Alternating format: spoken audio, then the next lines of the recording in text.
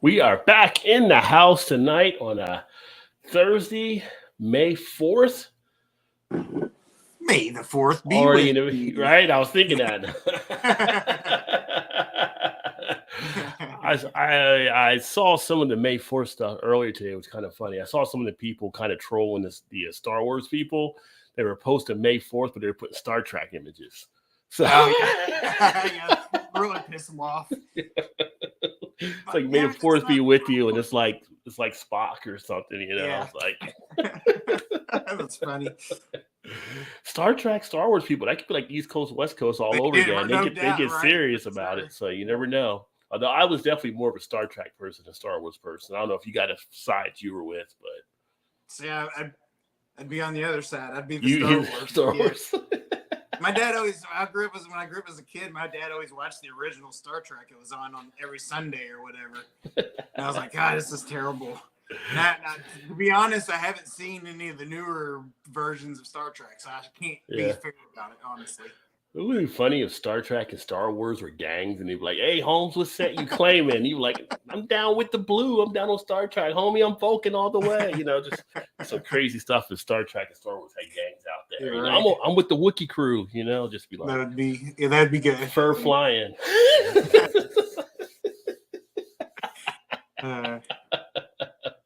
We all rolling out in the Millennium Falcon, Holmes. Yeah, and that would be kind of funny if they did have gangs for Star Wars and Star Trek. But so I should give the newer Star Trek and not the old version. Like I should give the See, you like the old version. That's the OG, the one with Kirk and Spock and see, that's the one I remember as a kid. But maybe I was too little then. I didn't like it, so I didn't care for it. But the old version seems a lot longer than it actually was because it was only like a season, so it was only like.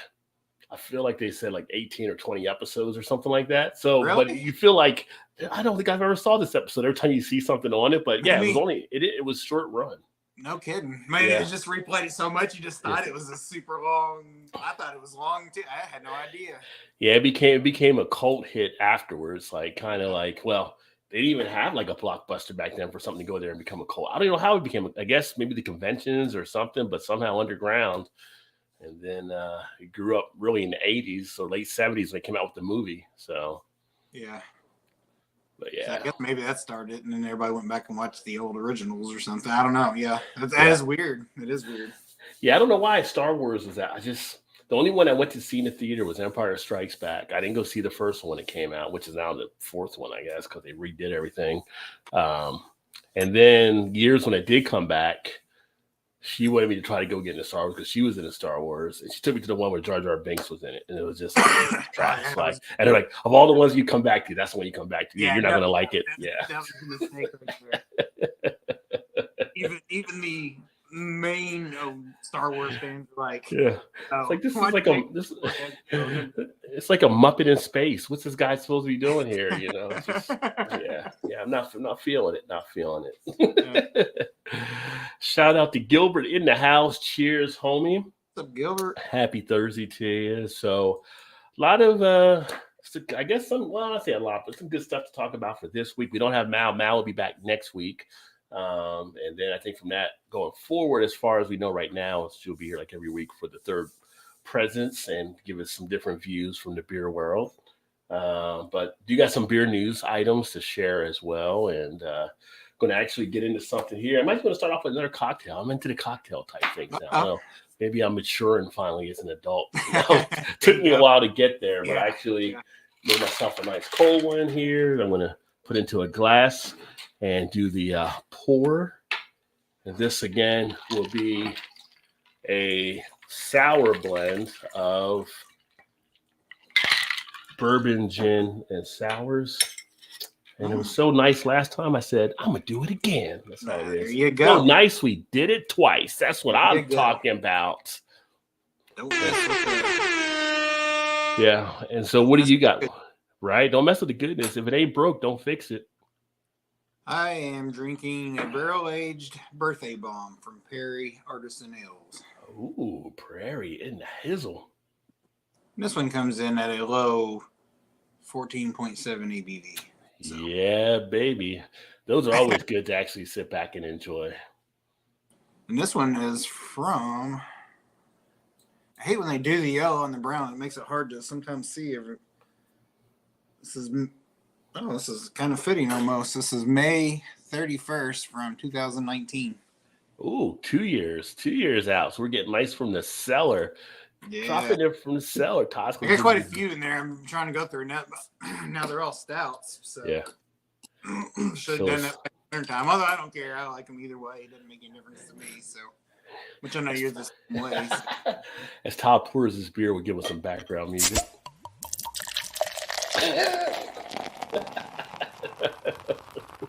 There you go. No head on that baby. I didn't even hardly pour ahead.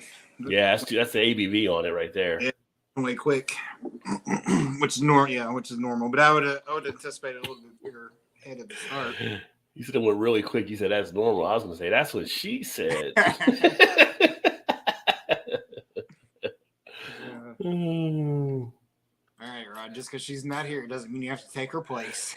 I'm trying to wish her in right now. See if she pops in. She'll probably be too tired now, though. But Yeah, probably. But you never know. You never know.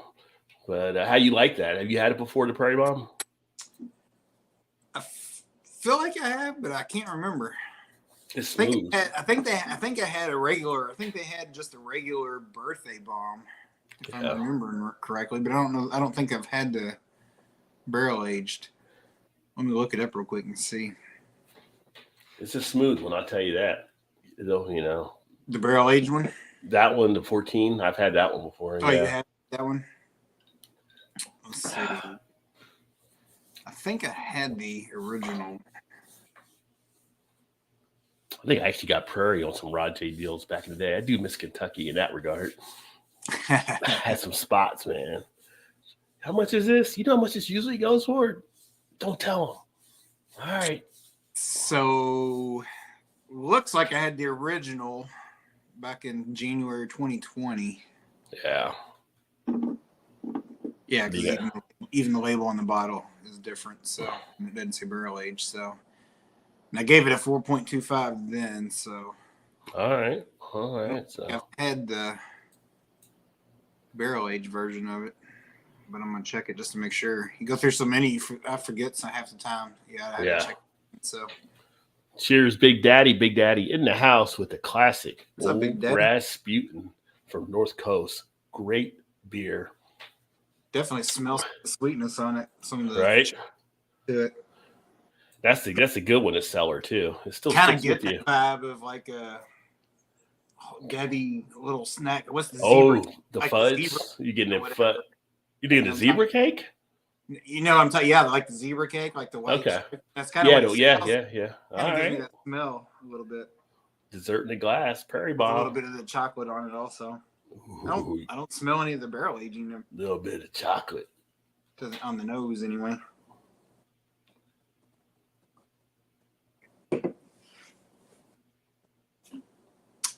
Ooh.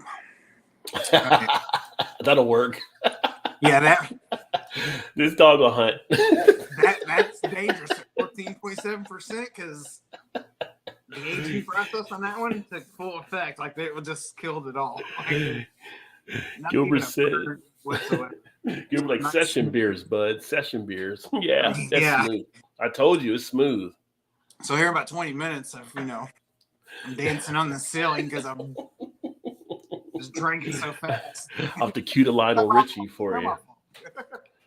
Yeah, that's good. Yeah, that's why they get it for like $14.99 a bottle or whatever they charge now for it. So it's one of the more higher end ones, but you can catch it sometimes in some spots for lower. Yeah, and most of their stuff now anyway seems like it is $12.99 to $14.99. Yeah, there for a long time, and maybe some of it still is if it's not barrel aged. I guess about $9.99 or so a bottle. Yeah, Gilbert's drinking a Polliner. I don't know many breweries that do stouts, especially barrel aged stuff, as good as they do.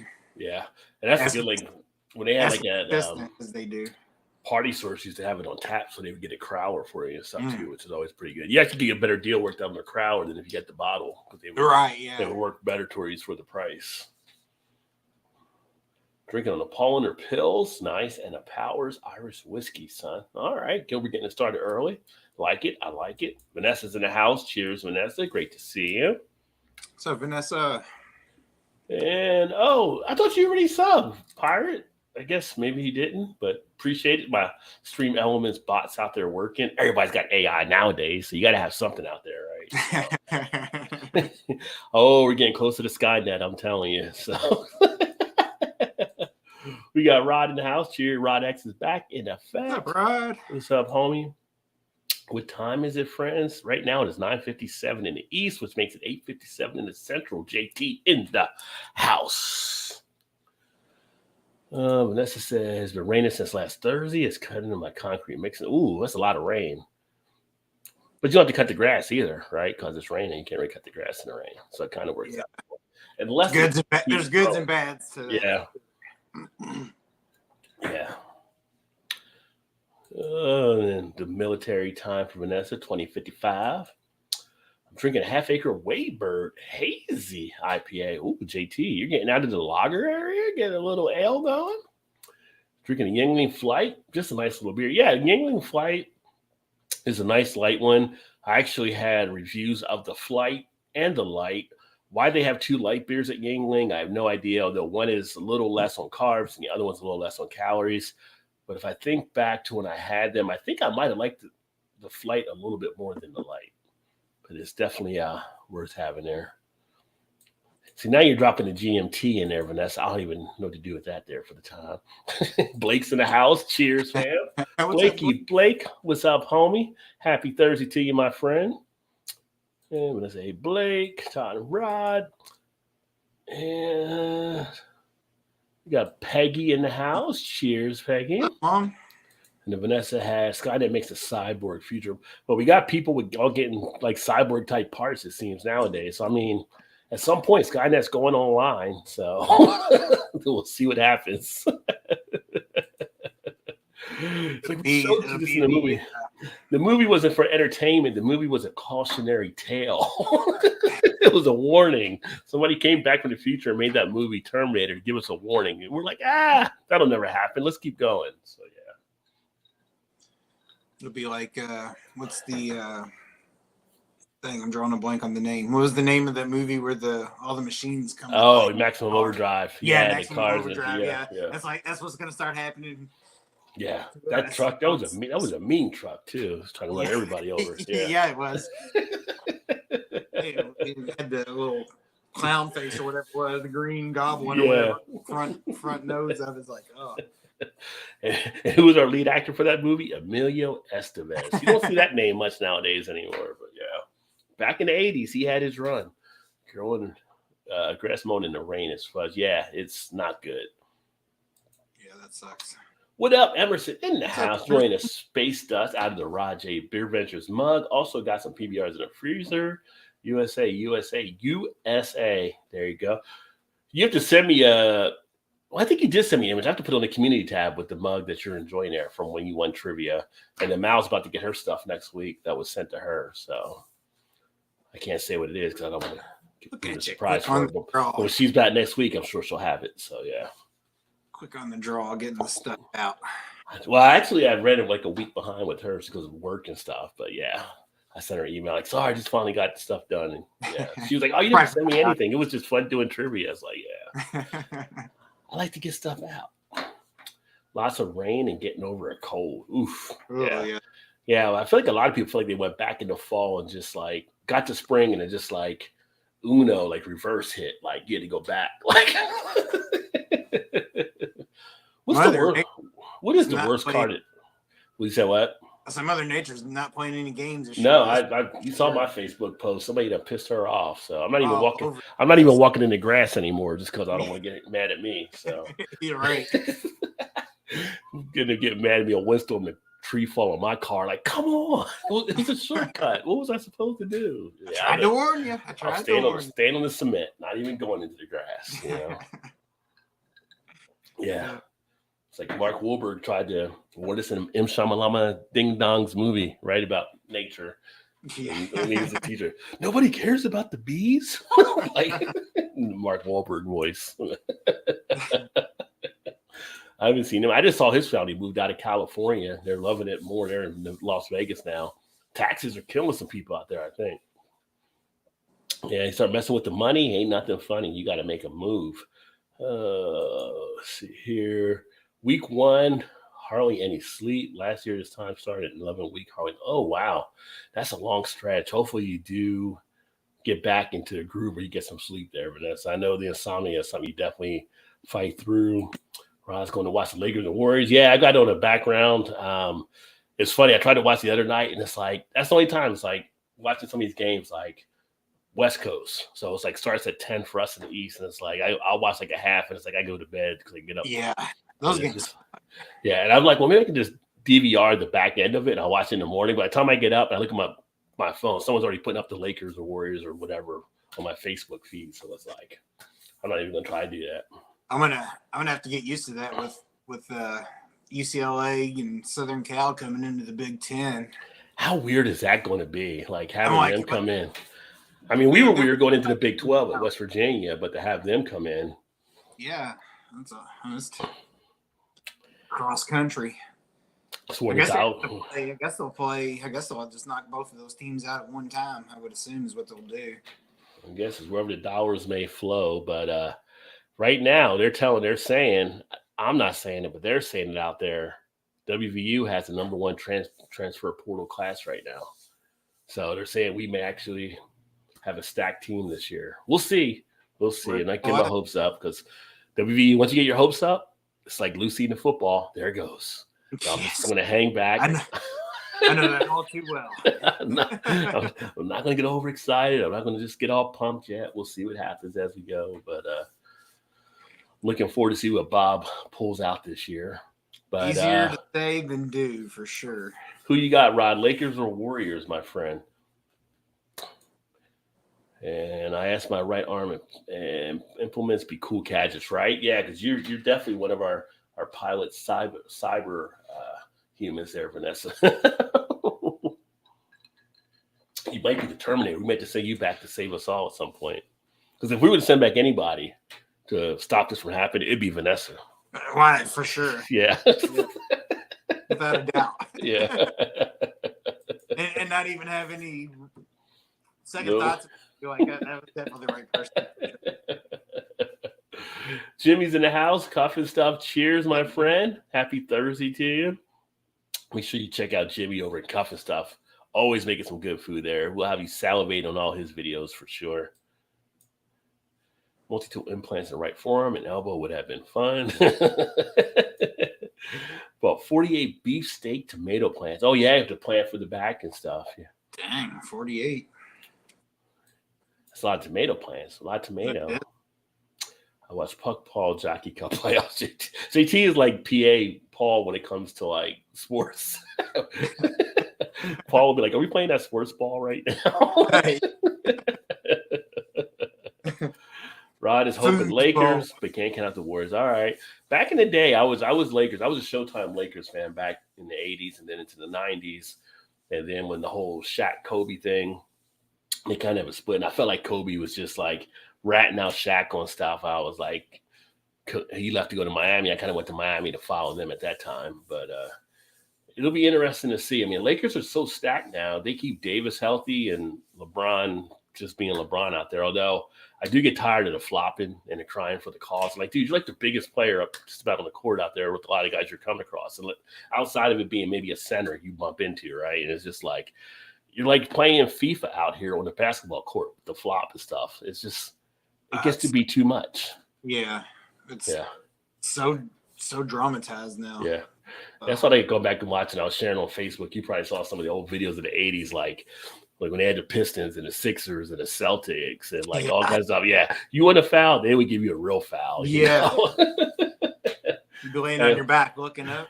Yeah. I was watching one the other day, and it was when the Celtics played the Pistons and Lambeer and Bird got into it. They had to separate them. And this was like one of the first games of the playoffs I think they were in. And they get them separated, and the Bird just picks up the ball and just drills Lambeer with it. He gets ejected. It was just like, that's the old basketball I remember right there. Exactly. That was the good. That was basketball was basketball. Yeah, yeah. And those players didn't miss. Nowadays, when players fight, they miss each other. Like those players would connect if they got in a fight with them. And it's funny. So the other night is the Heat and the Knicks, and they were showing the first game one, and they were showing the preview for it. and they were showing all the games between the Heats and Knicks over the years. You know, they had to pull out the Jeff Gundy footage when he's dragged on Lonzo Mourning's leg. I still laughed at that thing. Like, what is Jeff Van Gundy doing? Like, he's at Disneyland or something trying to hold on to a ride. Like, this man is like 4 times your size. Why are you even trying to get in it? Like when was it the Pacers and might have been the Pistons then too, and Ron Artest went up in the stands and there was a big old fight broke out. Yeah, the guy threw the thing down on him or whatever. Yeah. That might have been I think that might have been the Pistons also when that happened. I think it was. I think they were at the Palace or whatever when that happened. Yeah. But well, with your Pacers, at the Palace, I think you're right. Yeah, I think. Well, Reggie would get in stuff with the Bulls and the Knicks all the time, so it's like, oh yeah, yeah. Such a trash talker too. It's funny as they say he's a trash talker. His sister Cheryl, they said, was even more of a trash talker. Oh yes, yeah. Like, hard to believe someone out-talked Reggie. I can't believe it. So no kidding. But you definitely excel at perseverance for sure. Davis had a big game. Yeah. If they keep him rolling, they don't have a big man to really stop Davis. I think Looney's big, but he's not like enough to stop Davis from backing him down. You can't do that. And it's kind of like if you put Green on him, Green just becomes like a gnat to Davis or whatever. So there's only so much he can do there too.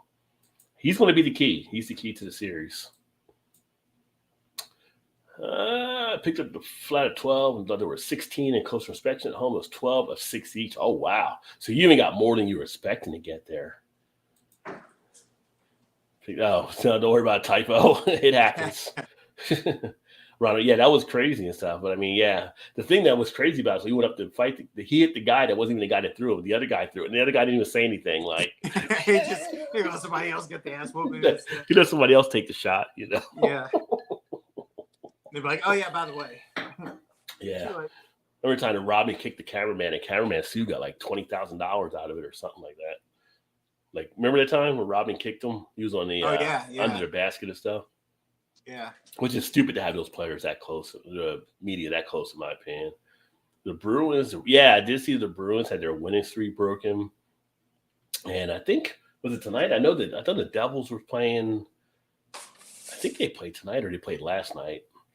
When I used to watch hockey, obviously being from Jersey, I used to watch the Devils for a few years. But back when I played NHL on the gaming in the 90s, the Red Wings were my team now. I used to really like the Red Wings. I actually got to know the real Red Wings from playing NHL 94. Like,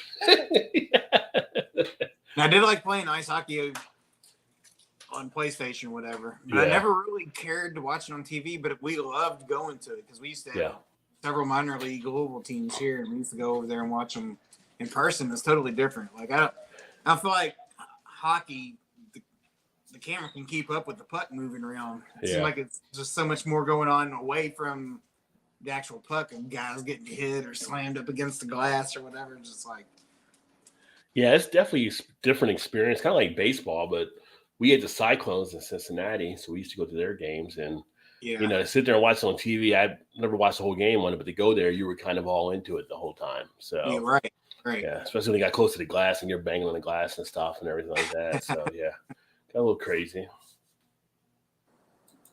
Ross, I got to go to the hockey scenes. I got to get into hockey. It is a lot of fun to watch some of the hockey stuff. And, it's simple analogy. It's kind of like soccer on ice or something like that and everything. But it's, it's definitely more physical because you have the fights and you have all that kind of stuff happening. And it's actually more fast-paced than you think it is. Even though the scores are low, those guys do fly up and down the ice like crazy. Oh, yeah.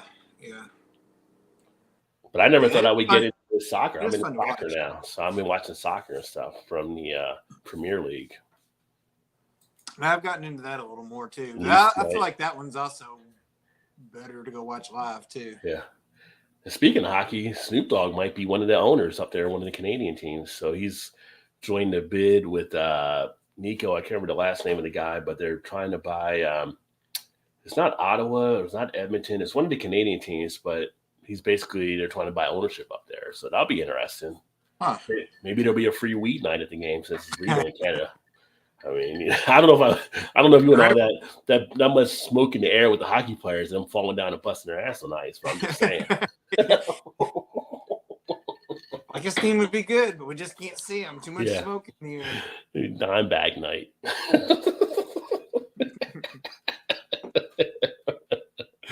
Oh man, Vanessa said you used to go to hockey games a lot. The games in Alaska were brutal.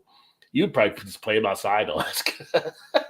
I know, like every year they have the one thing they do outside during the hockey season, but in Alaska, it's like, why even go inside? And we got all this out here. So. Yeah, right. No kidding.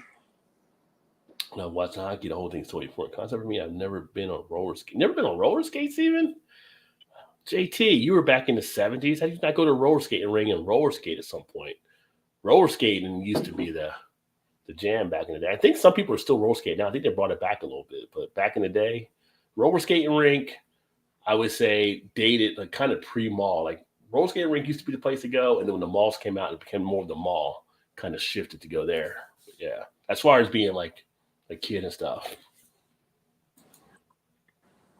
Glass wall and seats were the best. Seeing a guy fly into the wall from a check and blood everywhere from the teeth knocked out. Yeah.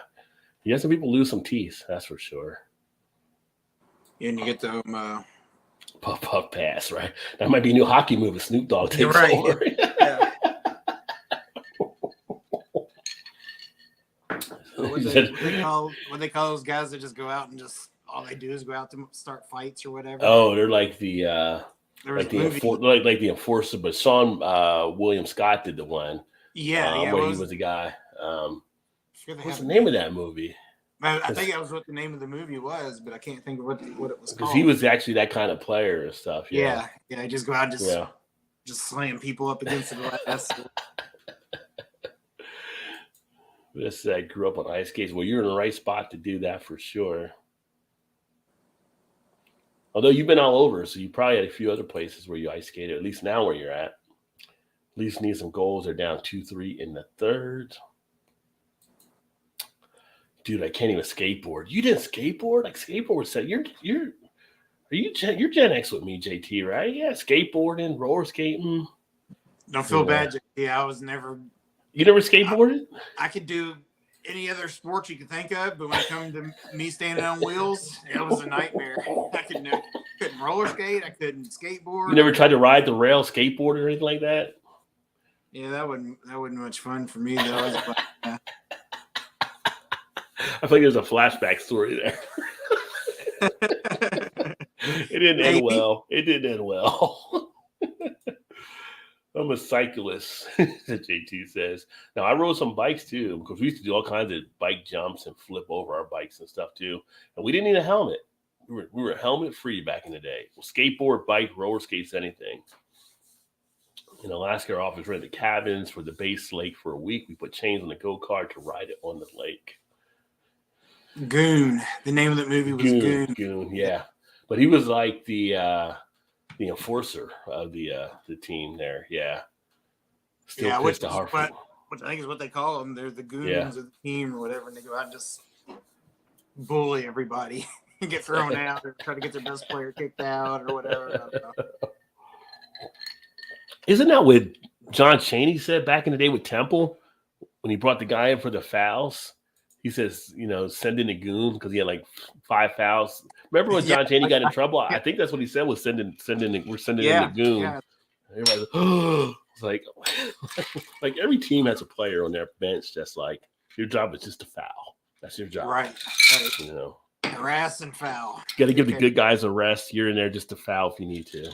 Like 2 minutes, and then you foul out in 2 minutes. Stand in the way, right? Just piss people off. Got one job. Don't score, don't rebound, don't do anything. Just foul the what out of people. That says still pissed the Hartford Whalers move south. I have a couple skateboard decks. I'm getting urged to get some trucks and wheels for them. I want to start busting ass again at 49. Well, Tony Hawk is like what? 50 something now. He still skateboards. Yeah. Hawk is still out there doing stuff, still getting endorsement deals. So, I mean, I feel like 49 is new 39. So you're still good, Emerson. Yeah, that's right. Young and young. Yeah. Ice fishing in Alaska was wild. We were in a lake that had thicker than 6. That is crazy. Thicker than 6 feet. Holy cow. Yeah. Yeah, Snoop is trying to buy Ottawa. And also Ryan Reynolds is trying to get Ottawa too. So Ryan's got the soccer team right now, which is their whole Wrexham story is pretty awesome. They got moved up to the next division. So I was like, he's trying to buy everything, isn't he? yeah. Had the Mint Mobile, which I know he just sold. Yeah, he made some money off the Mint Mobile deal. Oh yeah. Yeah. The Wrexham is him, and I think wasn't the guy that he's teamed up with from the show with Danny DeVito and them. Sunny in Philadelphia, Sunny in Philly. I think it's one of the actors. Yeah, it might be. Yeah, who he's teamed up with that, and they've done a great job with that too. I mean, dudes out there making gold, keep making it. Didn't they have a series or something that kind of documented that? Yeah, that was on Netflix or Prime or one of them. But yeah, he had that too. So never did watch it, but I remember seeing commercials for it. Dude's doing really well. Let's see. We use wooden toboggans to go downhill. I was an ugly but effective hockey skating goon, Big Daddy said.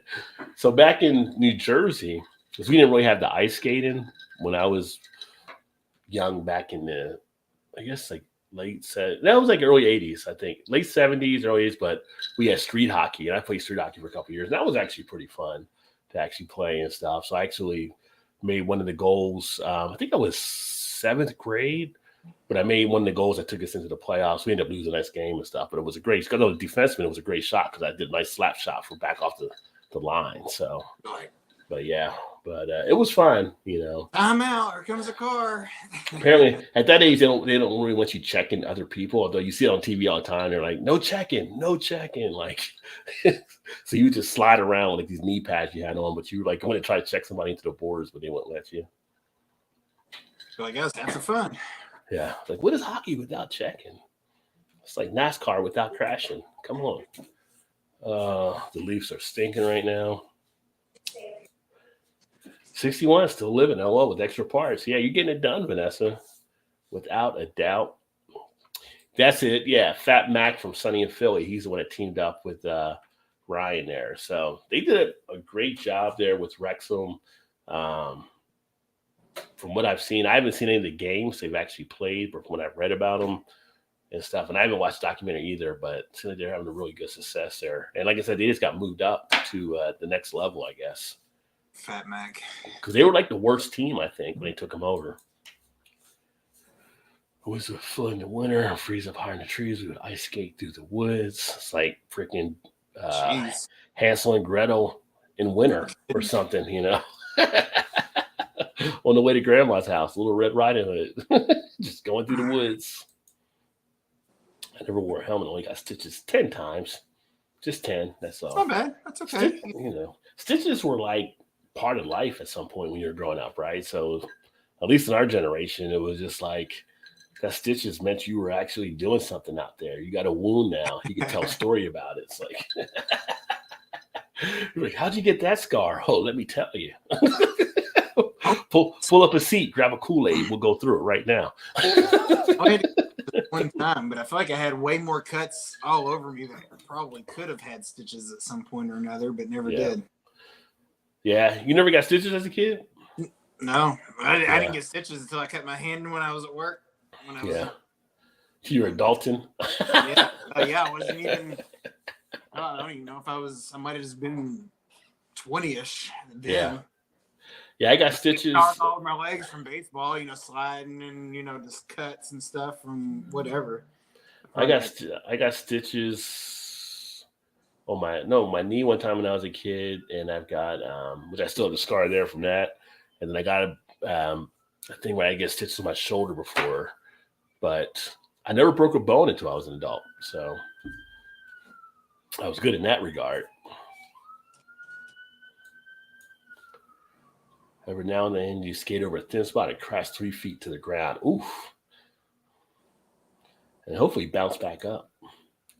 My two brothers and I went tobogganing down through the woods. Yeah, we used to sled off the hills and stuff. When we were kids, you get the sled, you go to the big hills when it was snowing kind of stuff.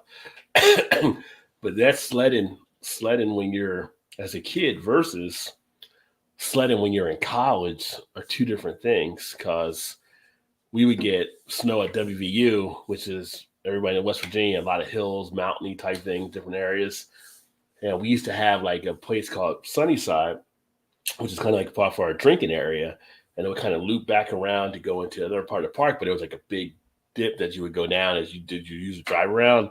Perfect for snow. So you get out there and you just get down there and sled when it was snow or whatever. But of course, being college students, you just can't sled. You got to have like something to make it worthwhile. So then you start building moguls or whatever so you can hit them and catch some more higher air time and kind of do that. And during the day, not as bad doing it. At nighttime, after you've been drinking at the bars, yeah, there are people going to ERs afterwards. Yeah, okay. Get some drinks and doing that. Probably not so good. People land and like, I think you're hurt there. I feel all right. Like, no, your arm's not supposed to bend that way. Get up, yeah, your arms bent the opposite direction. It's like, yeah, I don't think that's how that works. And that's when you find out Everclear is a great pain reliever. So just give me a shot, I'll be okay. Rub some dirt on it. Wrap it up and go home. And it's always the bad thing when you have one friend that says, no, don't look. Because then you want to look and then you're looking, you freak yourself out. How did you tell me that? You can't tell me not to look. You know that's what I'm going to do. Like, Yeah. why'd you say that? You're like, no, look here. Don't look. I told you not to look. I told you. I broke my tailbone when I flew off the end of the toboggan. It came to a stop, spread eagle in a tree trunk. Oh man, that sounds like something you see in a vacation movie. Chevy Chase. No doubt. Switch to a Guinness Extra Stout, 22-ounce bottle. Oh, going to the double deuce with the Guinness Extra Stout. There you go.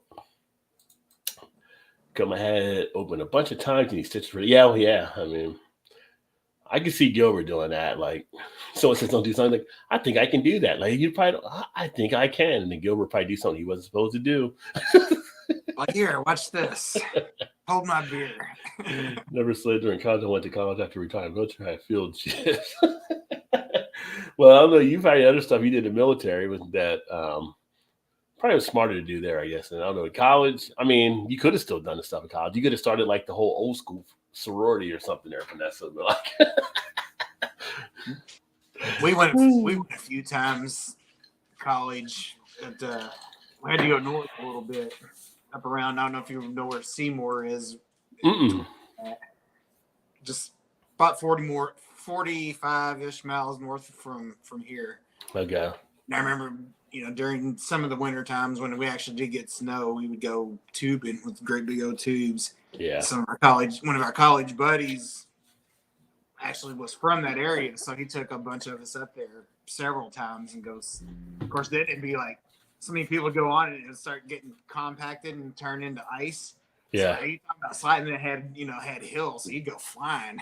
It'd be like, it was good times. It was good times.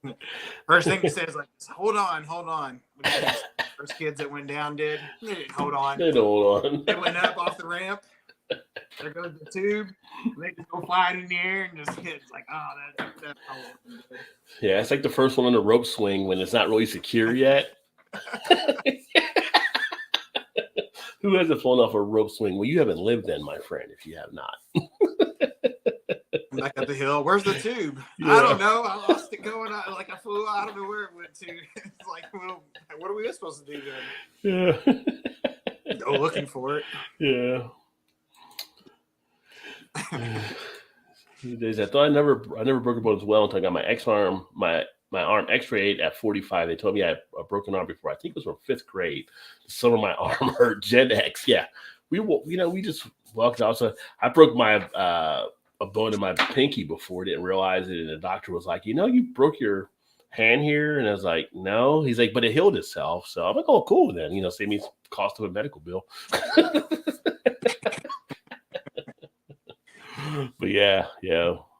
I'm sure we had some wounds that we probably nowadays is just like somebody just goes down and take them to the emergency room like that and everything. And it's just like, really? You can't walk that off? Like, that doesn't seem to be that bad. Go home, put some ice on it, put your leg up. That's what we used to do and stuff, Give it a day or two, see how you feel. I used to do these bike races where we'd go like around the block or, pretend like it was horse racing, but we're on bikes riding as fast as we could. And I remember one of my neighbors, he cut in front of me, and I clipped the back of his tire, and he went flying. And of course, I went flying too, but Yeah. he hit the ground first, and I landed on top of him and slid. I didn't even have no cuts or bruises, nothing. He had asphalt scar, Ooh, yeah. Burn. Oh, his yeah. arm Yeah. and his legs, and it was like, oh, dude. Yeah. I mean, we probably weren't 12 years old, maybe. I don't know. It was like he got up. It looked like he had pebbles stuck in his arm, some gravel or whatever. It was like never went to the doctor or anything. He was like, okay, get back up and do it again. Well, these are rough stuff. I can remember back in when we were like in grade school. I say grade school, 8th grade, 9th grade. But we played tackle football like in a parking lot, like on cement. Like playing tackle football on that, it's like not smart. But I don't know why we did it, but that was when we had all the space. I think it was an old shopping center. That's why we did it, because there was like no grass field. But because you could, because we could. We were Gen X. That's what we did. Nothing could stop us from being a challenge. Bonfires are burning tires on the town's pond. What happens when a hot bonfire burns on ice, right? Yeah, probably not where you want to set the fire on it. Yeah, exactly.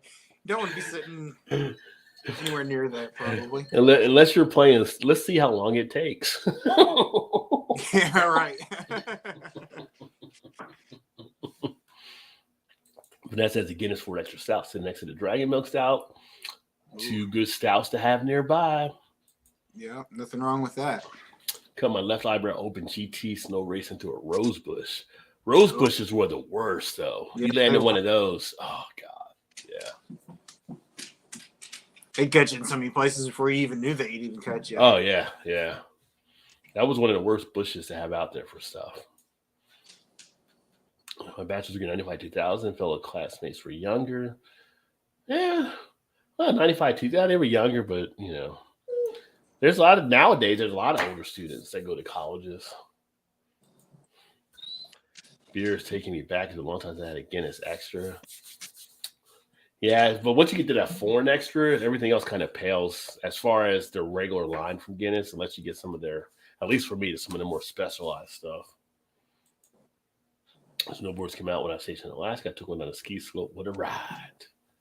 Never did the snowboard. I did the skiing. Skiing's fun. I've only done that once in my life. It was awesome. Never done either one. Dee Dee's in the house with a rod. Todd, cheers off. Cheers, homie. Hope you get to play some golf this week, since last week you were kind of rained out there.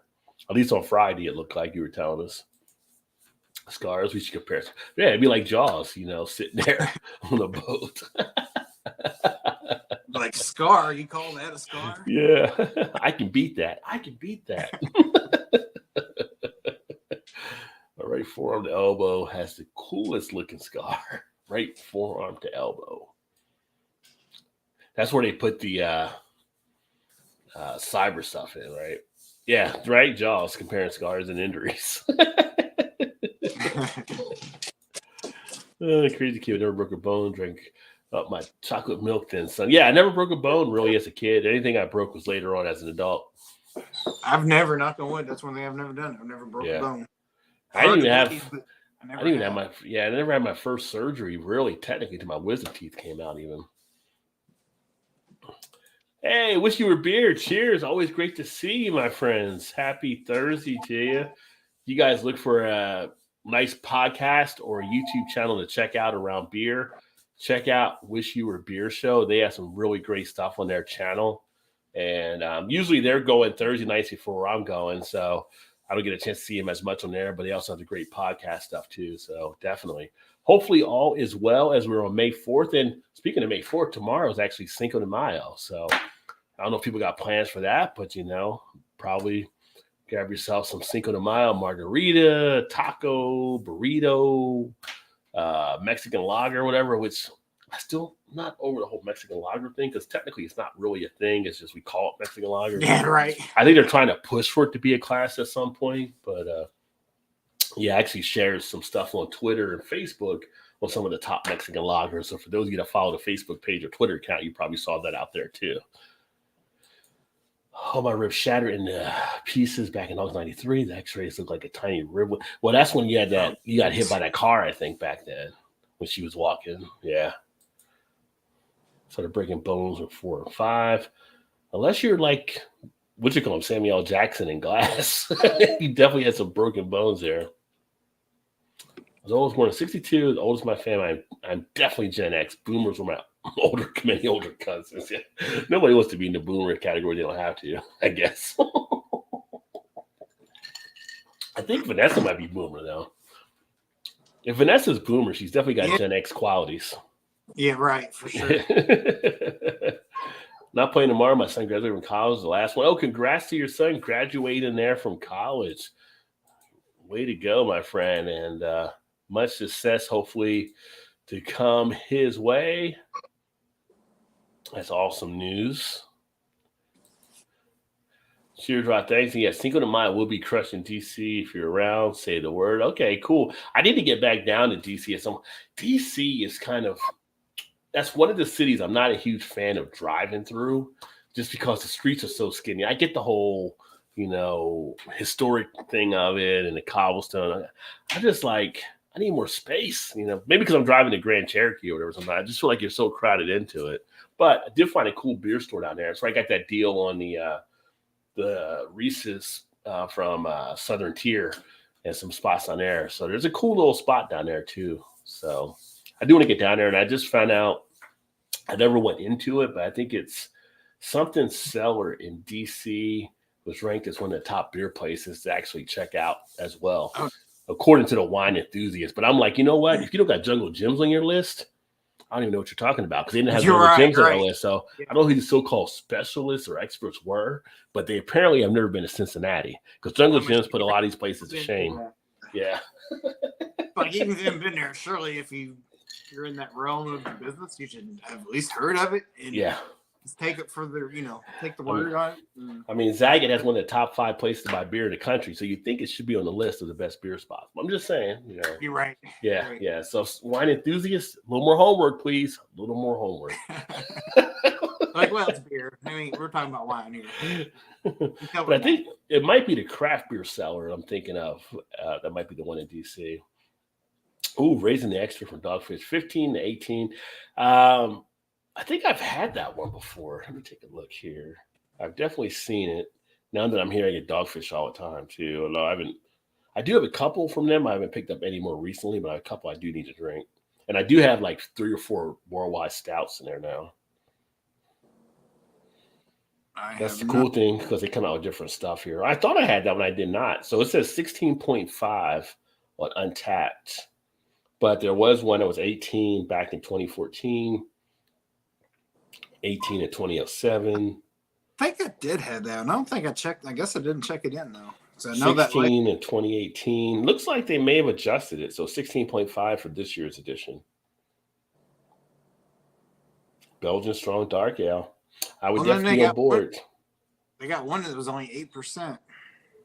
Raising the extra? Yeah. What one was that one? You sure? Everything I got is higher than. There's nothing that's under 16. I'm seeing. I don't know if you can see that. See. Let me pull it up here. Hold on.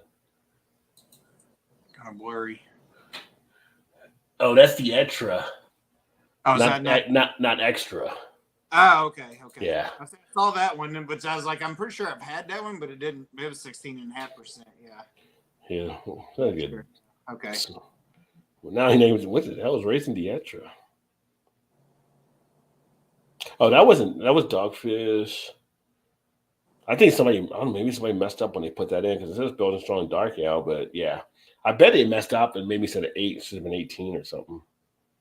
That's what you got to watch on Untapped because people do other stuff in. I don't know the label. Does the label have it on it? It's even different. Here's what the label for it looks like.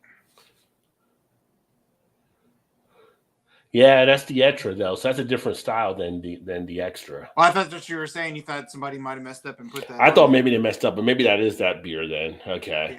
Yeah. But it's the Extra is the one. I would say no hype. checked into it. Yeah. So Good old Kyle was in on it. but the D Extra had the little cowboy looking dude sitting on the label or whatever. Yeah, and I know I had that one. I just didn't check it in for whatever reason. Yes, the titanium arrow scar from elbow to wrist. Bellfire started the surgery. I asked that you go to the point of the arrow scar if they must go that long. They can pop a 12-inch long scar. Whew, yeah. Battle wounds. I've got so many battle scars. I don't wear shorts until I became an adult. Scars are sexy. Then I'm Batman. Gen X. Oh, you got that many scars, right? Batman would have a lot of scars, I would think. I'm like, dude, you're not. I mean, you're a superhero, but you're not really a superhero. Like, you're a rich guy that's able to make yourself into a superhero.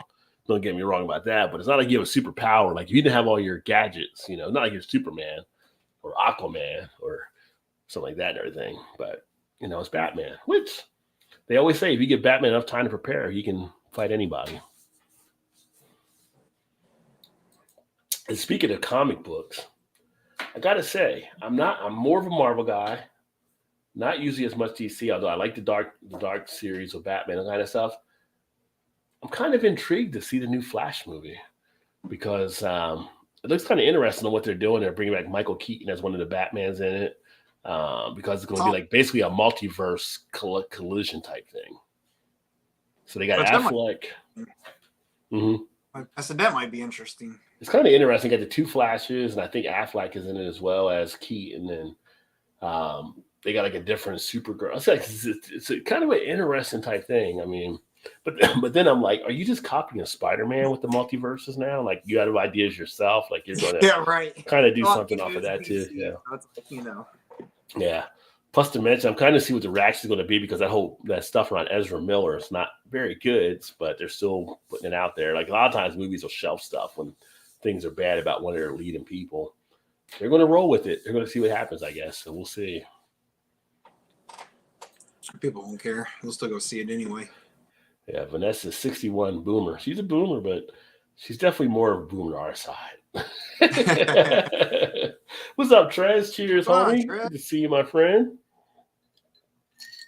Happy Thursday. I don't know if you're at work or not tonight. Trez been sending me some funny videos on. Yeah, somebody should go find on the Instagram Messenger or whatever. Yeah. Good. My biggest scar was from the big reveal in the Crying Game. It was a different time. Cheers.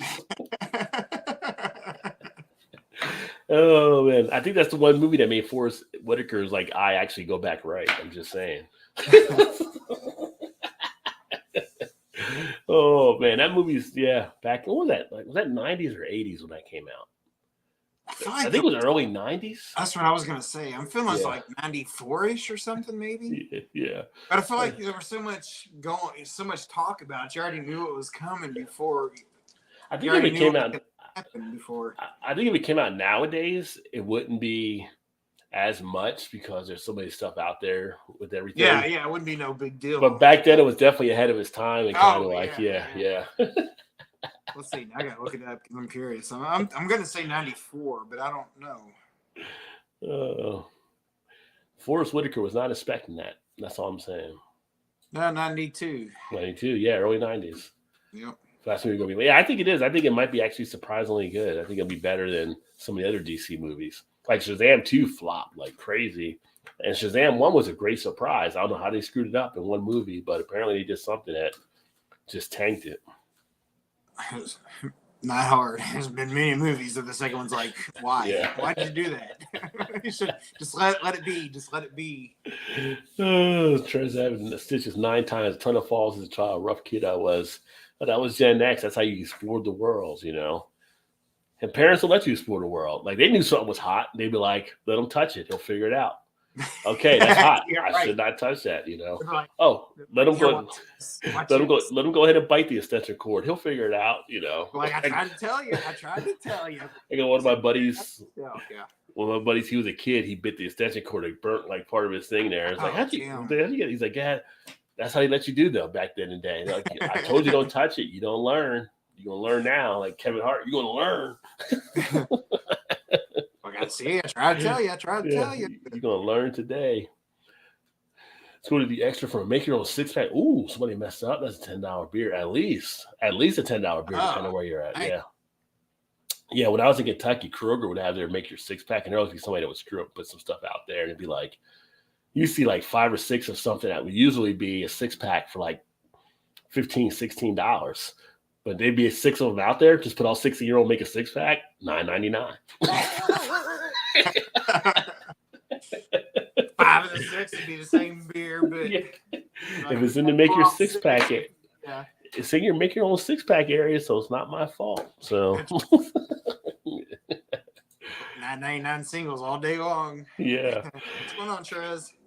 What up, Todd? First set stitches for hernia operation, 65 and 66. Wow.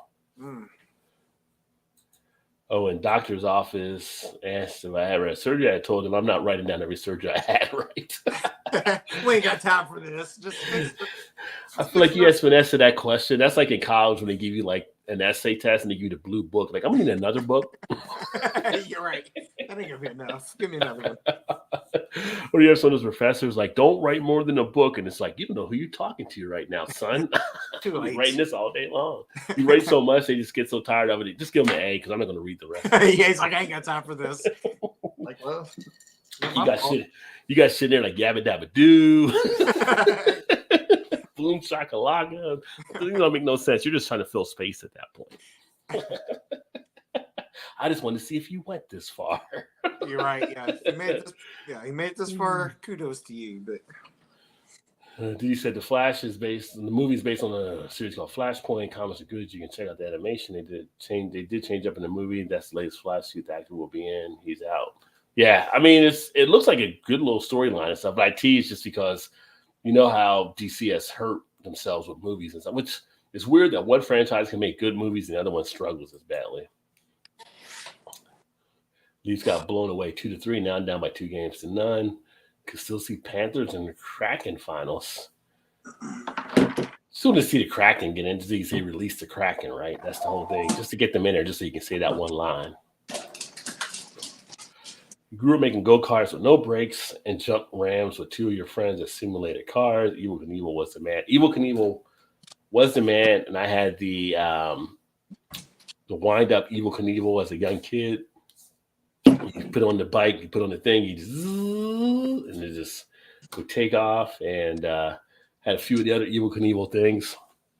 Is that jump. You talking about the bike that you had that you like hit the wind or whatever? Or the... Well, the first one we had a wind up. You would just to charge it. Oh, you wind. Yeah. My brother had one something like that too. It was like then you had the tracks where you could do the loop-de-loops or whatever on it also. And that was a toy to get back in the day, when Evel Knievel came out. Yeah. You get like buy sets of him to jump stuff and everything too. So I used to have Tyco. I don't even know if they make Tyco racetracks anymore, but I used to have Tyco racetracks, like the night glow track, cut out all the lights and it just glows and you're running the cars with the headlights on it. It's pretty cool. I don't think so. I don't think they do anymore. Yeah. I used to love it. Does Tyco even exist anymore? I think they do, but I don't think they do toys. I think they do like computer chips or something now. But back in the day, the Tyco tracks, the lightning loops type stuff, and the barrel jumps and all kinds of things you could do with it. That was a toy set to have. I mean, because you had the Hot Wheels Mattel, but that was all manual labor. You didn't have the electronic running through it. Tyco, you were able to do that, and then they came out with the Tyco where you weren't stuck in the lane. Like the first Tyco cars had like that little needle that would go into your lane. And then they came out with the ones that could shift lanes. You could change lanes. Those are the ones that, those took over. So, Tyco was the bomb back in the day. What was the, that might have been the one that we had there. Now, I didn't have, my cousin got. We used to play the shit out of that all the time. I'm trying to think if that was, I feel like it was like a figure 8 cross, whatever type thing or whatever. A lot of them would be a figure 8, but then they had other ones because you could build them out, get more parts, and make tracks customized. And I bet if you had a Tyco track now, it'd be worth some money. Oh yeah, I still got a lot of the old. When we were talking about Star Wars and stuff, I still got a lot of the old Star Wars figures from when I was a kid. Are they still in the package? Or are they out of the package? No, they're not in the package. Yeah. I still think that some of the old original stuff would still. I mean, not as much as if they were in the package, but yeah, I bet they would still carry. I can never. I mean, I can. As you get older, you understood how people would like not open the thing. But as a kid, I couldn't imagine having a toy stare at me and I couldn't get out of the package. That would just be like asking for ice water in hell. I mean, like, how can I not play with this thing? And they're like, "Oh no, keep it in the package. It'll be worth money later on." I don't. I'm a kid. I don't really care about the money. I kind of want to play with the toy. You're right. Right. In fact, I got a couple. I got in the box that they're in. But, one of my dogs, when I was a little kid, one of the dogs got a hold of it. So some of it's, a couple of the figurines have the feet missing off of it, where they chewed the feet off of it or whatever, or the hand or something. I was like, but most of them are actually in pretty good shape with their weapon guns or whatever, they came with at the time. The toys have been Gen X battle tested too. Yeah, right.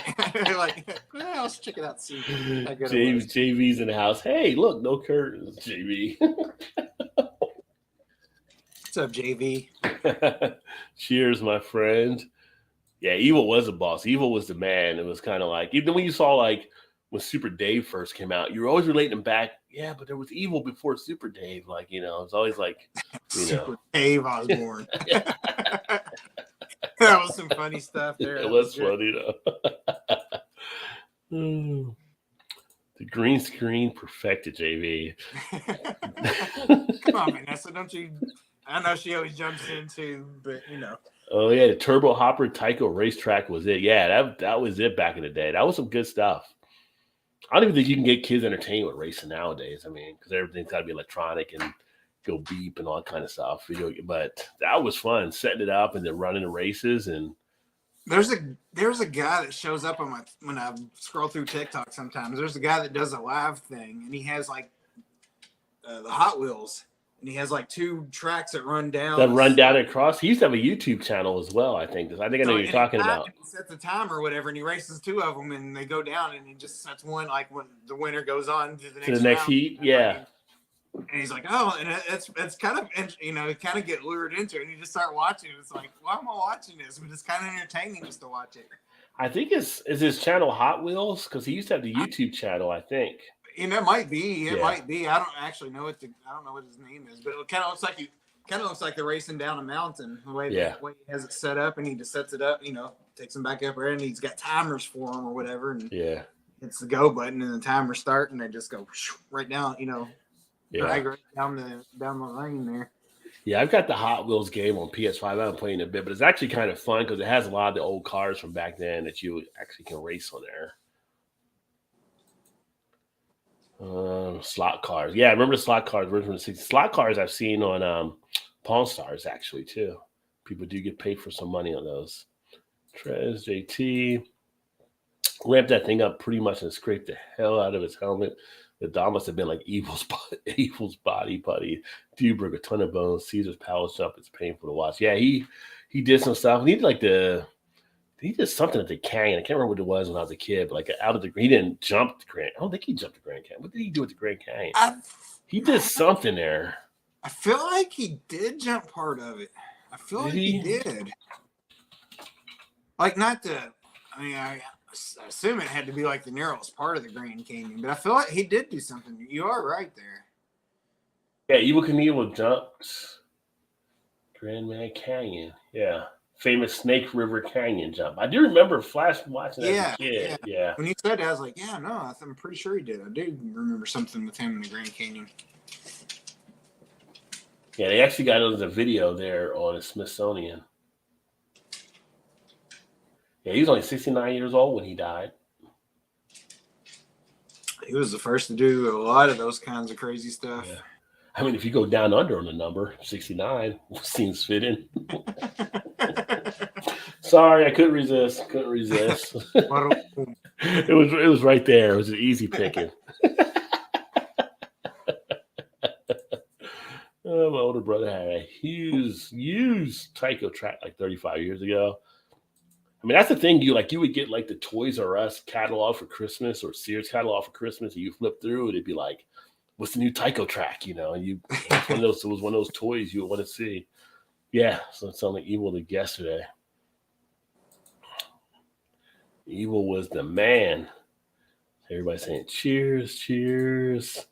Johnny Lightning Racing said the slots were the best present to get. On the family trip to Omaha, we bumped into Evil Knievel to Red. Really? Oh, wow. Well, that'd be pretty cool. Yeah. The rocket car, I remember that, and the parachute opened premature and he landed in the canyon. Yeah.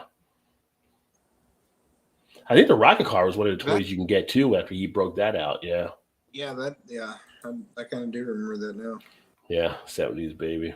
I remember the Snake River jump on TV. Yeah, and he had the famous bus one that was out there too. I think the bus one got broken just in the last couple of years by one of the women daredevils. I can't remember who it was, but I think she broke that record. Didn't his son break his record? Robbie may have broke a couple of his. There was some jump that someone just did. It was one of the what's the drink? Gives you wings. Red Bull, because Red Bull always had the stunt stuff now. It was one of their Red Bull stunt people. She did the motorcycle jump out in Vegas or whatever. And I think that's when she broke Evil Knievel's bus record, I believe. Oh, okay. Yeah. Red Bull gives you wings. Hot Wheels guy. Everybody Hot Wheels. Only time it wasn't good to have Hot Wheels is if you got in trouble. I don't know how it is for all the people that got whoopings back in the day, but if you ever got one with the Hot Wheels track, ooh, that was not one. Nowadays, that would probably be abuse, but, you know, back in the day, it was parents, whatever they had handy, and if you had a Hot Wheels track out there, go with the Lord. That's all I'm going to say, because it was bad. I still have a lot of my old Hot Wheels from when I was a kid. Yeah. I just got them downstairs in the basement, stored away in a box with the Star Wars and Hot Wheels, and hell, I may even have some like old He-Man figurines back in the day. You might have some good stuff down there. You ever see the Seinfeld episode when Jerry dating a girl or Kramer? One of them was dating him, but she had a bunch of toys. I think it might have been Jerry. I was gonna say, I think it was. And then George and Jerry would go over there, not to see her, but just to play with the toys. And then Jerry's going to break up with her, and George is like, "Don't break up with her. How are you going to play?" Like, he was all about the toys. Like, yeah, you can't do that.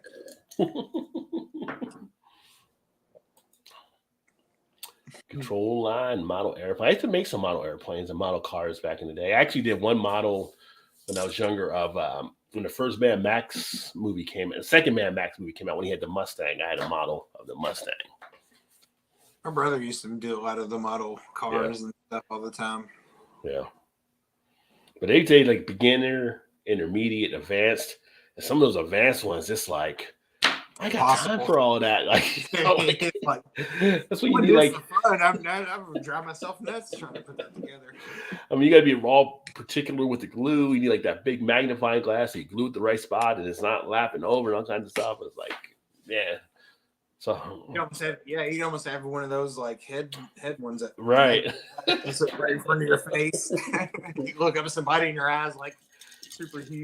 like, come on, it's a model, you know. Like, screw it, I'm going back to play Operation instead.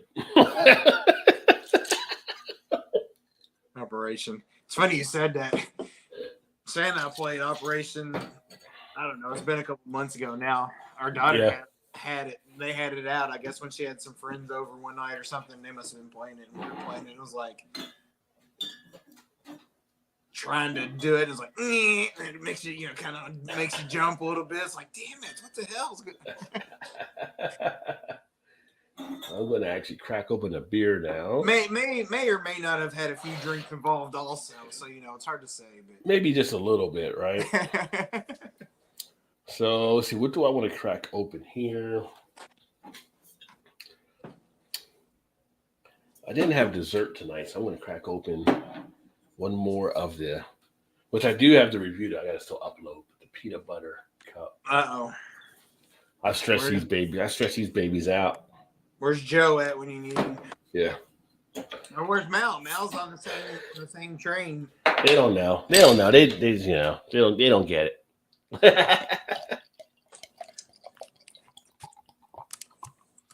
Oh damn, it's the wrong cord. I gotta get a cord for. I got one here, but I gotta get a cord for. Anything close to being like a Reese's, I am on board. For those of you who haven't seen it, it is part of the Blackwater series, 10% ABV. It is the peanut butter cup from Southern Tier. Southern Tier just came out with one that was their French toast stout too, and I have not picked that up. I want to see if I can find that. That one looks like it'd be pretty good too. I had that sample of that, or just a pour at the Tailspin Beer Fest we was at. How was it? They had that one and the French toast. She liked the French toast one better. It's pretty good. It's kind of sweet, what you would think, but it's not. It's not overly. It's not overly done. Oh yeah, it's good. Yeah. Especially if you like that peanut butter one, you'll like that one. I think you would anyway. She liked that one even. In fact, I think she went up 2 or 3 times and got pours of that one. Dee Dee had the bike, the van, and the rocket bike from Woolworths. Those are all Evel Knievel toys. I like it. Maybe for radio controlled. Talking about the model airplanes and. So I just cracked another one open too. Ooh, that electric Dino Boogie. Yeah, I think I had it. Toppling Goliath. Yeah. Nice. It's another off. It's another off. I think I cracked one open a week or 2 ago on here for that, but it's actually a collaboration. I know it's funny. Okay, Pine House. Yeah. When you were holding it up there, I was like, I know it's supposed to be like Saturday Night Fever, but for some reason in my head, it reminded me of Boogie Nights. So instead of Travolta, I was seeing Wahlberg like, yeah, when they go to the disco or whatever. Yeah. Yes. I guess. Like, why am I thinking of that? I don't know, but it's in my head for some reason. See, Roller Girl comes swinging by. JT said ours was a smoking wooden spoon. I know about the wooden spoon too. Actually, a few of my friends, they had the wooden spoon there. I think that was put out by a company for parents. They have a wooden fork and a wooden spoon. They were always kind of just handy in case parents need them to spank their kids with. I know a lot of wooden spoon stories that have taken place with kids. And see, Trez knows about the track, and she worried if she broke it more than the whooping, right? He was more worried about that. Like, don't break my track. Yeah. See, yeah, but they had. I guess the Hot Wheels had the flexibility. I mean, you get that little whip sound out of it and stuff. It was just, yeah. But yeah, again, today probably be abuse or whatever. But they didn't have a belt around or the wooden spoon or whatever like that. Whew, that track be there, or they tell you to go get the Twitch, right? The Switch. Hell yeah, to get 2 of the tracks with the flat peg to join them together, and you can't run fast enough. Nope. Evil was traveling with the trailer for motorcycles, all red, white, and blue. Said Evel Knievel all over. Yeah. He had a ton of them. I'm kidding about the spoon. My mom read Dr. Spot further proof from Gen X. Well, I know people that did have the spoon, so. You benefited from it. And apparently, people that have the spoon. If you know about the spoon, then you know somebody that had the spoon. Yeah, I knew. I never had it myself, but I knew people that did. Yeah. Even nowadays, some Gen Xers will catch it somewhere on the wall and it'll be like, what's the spoon there? Yeah. I gotta go. What do you mean? What's the matter? I'll tell you later. I just gotta leave. You ever say a bunch of He-Man stuff, he'd be a millionaire, billionaire now, but yeah, because you have kids, you go through it, and it's like trading cards. I had a bunch of rookie trading cards as a kid that I wish I would have had to know and all to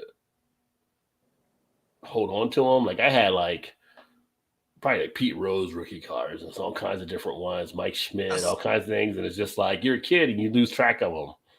So I got G.I. Joes, I got Matchbox cars, Hot Wheels, and baseball cards from growing up, all downstairs in a box, whatever. But now I feel like the baseball cards, unless you send them off to get graded or whatever, they're not really worth anything anymore. I mean, the card itself might be worth something, but they ain't gonna give you what it's worth unless you get it graded. Well, yeah, they're going to give you less Sometimes because they're costs going you to try more to than sell it.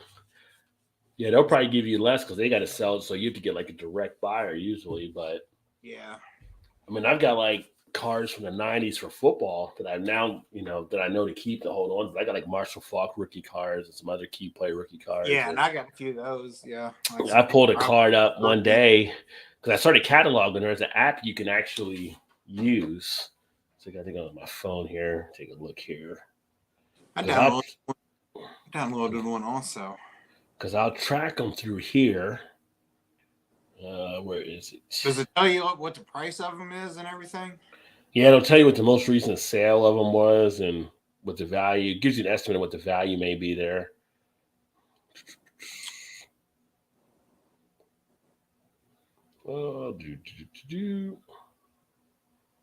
Colt, is it Colt X?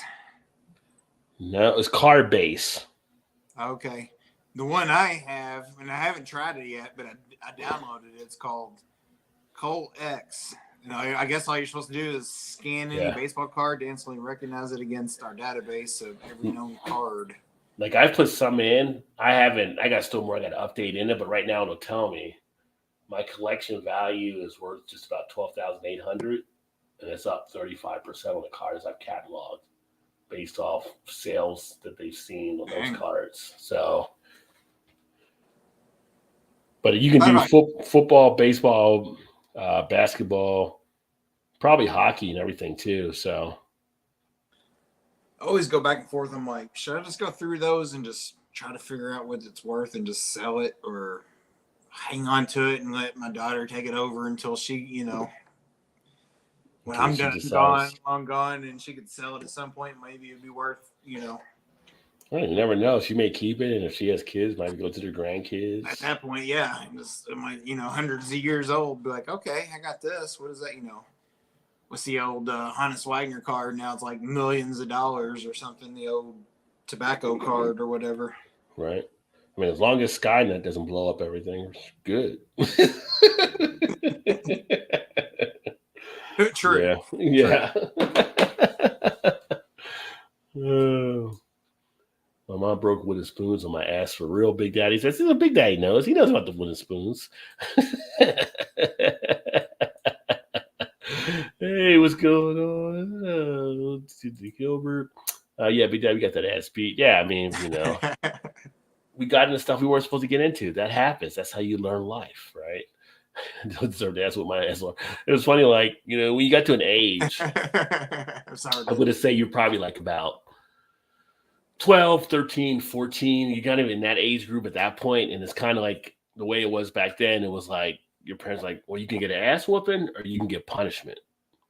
And you'd be like, if it's summertime or something like that and everything, it's like, I take the ass whooping because my buddy's about to play football outside. We're about to get a good game. Give me the ass whooping. Let's get it over with real quick, type thing. And if it was something not as favorable, you'd be like, I'll take punishment. I mean, it's raining out there or it's snowing. I'm not going to go anywhere. Right. No big deal. Yeah, no big deal. Yeah. It's been a day or two. It's okay. It's all good. And then depending where you were at that age, they'd be like, well, okay, you're in your room for the rest of the day or whatever. It's like, in my room, that's punishment. You know what I got in my room? I got a bunch of stuff in my room. I don't need to come out. Just leave the meal at the door. I'm good. It's like prison. Thank you. Yeah. Unless it was the worst punishment, which was my godbrother's dad. When we used to go over there, we get in trouble. He would be like, okay, go stand in that corner. That's the worst punishment to me. Back then, when I was a kid, you just stand and just in the corner, just looking at the wall. And I feel like you have a point where you felt like they forgot about you. Like, you're there for a certain amount of time and nobody's saying anything. And it's like, I'm still here. Like, what's up? Hey, like, yeah. No, keep doing what you're doing. Oh, I hate it. I hate standing in the corner. That's the one punishment I didn't like, is just standing in the corner the whole time. Knees start getting tired after a point. And they're like, then you realize they didn't forget about you. Like, don't you go down on that knee. Don't you do Don't let me catch you sitting, boy. Yeah. Don't do it. It's like, okay, they know I'm still here. All right. Double on your time. Like, I'm just checking to make sure you know I'm still alive. Because in the beginning, you're okay with it. You probably got a little song playing in your head as you're standing there. Then you start thinking about some other stuff, blah, blah, blah. But you start running out of ideas, and it's just like, now what do I like? I'm just here. Like, in reality, it's probably like 5 minutes went by. Yeah. Feel like it was forever. And don't be the only one in trouble when it's got like your cousins or your siblings or somebody there and they're behind you. You can hear them doing something because then you want to turn around and look, and that even makes it worse because there's like additional time gets added. It's like, why even have them in the room with me here? Put them in a different room, right. you know? Yeah. So just add to the punishment. you start thinking, can I just get that whooping now instead of standing there? Yeah, just going back to my business. I like to renegotiate. Top football card. I was sending my friend I invented a dice football game using the cards, so they were worse by the time I tried to cash them in. Yeah, well, yeah, definitely. If you beat them up a little bit, to be mint condition, retaining commercial values, and to put them in plastic as soon as you buy them. Yeah, I got stuff in plastic. I got card holders, all that kind of stuff too. So they look at the ends, all kind of stuff. It tells you how to rate them all out and everything. So I remember as a kid, my dad made my brother this baseball field, like plywood baseball field, and he used like a fingernail file and made like a spinner thing on there, so you'd spin it so you get like a home run or a double or an out, whatever the spin was. And I remember that's what you would use. You would do the baseball cards as the be your lineup, so you'd have the old cards as your starting lineup for the Reds or for the Yankees, whatever you had the squad for. You kind of had to keep your own, score or whatever. But I remember that it was awesome. It had the fence and foul ball. It was cool. That's pretty cool. Yeah. Kind of had like green felt for the like AstroTurf kind of field or whatever. It was cool. I wish that's kind of one of the things we bang like. God, I wish we still. But that'd be cool. That sounds a lot better than the damn metal football game we had. He had to have players vibrate everywhere. You had to click it off and reset everybody. It'd take you like 2 hours to play like 5 minutes of the game. Had to reset the dials or like that. Yeah. So you want to just be running like nobody's ever just set everybody in front of your running back just so your running back gets open and you think he's going to break it for a touchdown. Nope, he starts going in a circle. Like or spins and starts running the wrong way. You're like, no, what are you doing? It's like, how did they sell all these games and we all fell for it? I don't know. They did it. No. I love that electronic football game. That was fun. Yeah. You remember like the old you had the little kicker and so it's a kicker thing and the quarterback, right? You had to flip I remember we thing. used to always break the leg on that, and my dad one time took like a leg of a little figure or something and made it and wired it into the I don't remember if you kick it. Like twice as far as what the actual kick. Like you can kick like 100-yard field goal with no problem.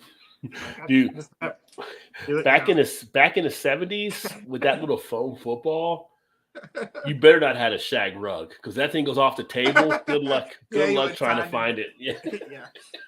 That was one thing that I did like about the JCPenney's catalog because they always had those in the catalog. It's like, oh, what were the new teams? It's like his exact same teams you had, just a different color. That's all they were. It's like a different uniform. That's all it was. Right.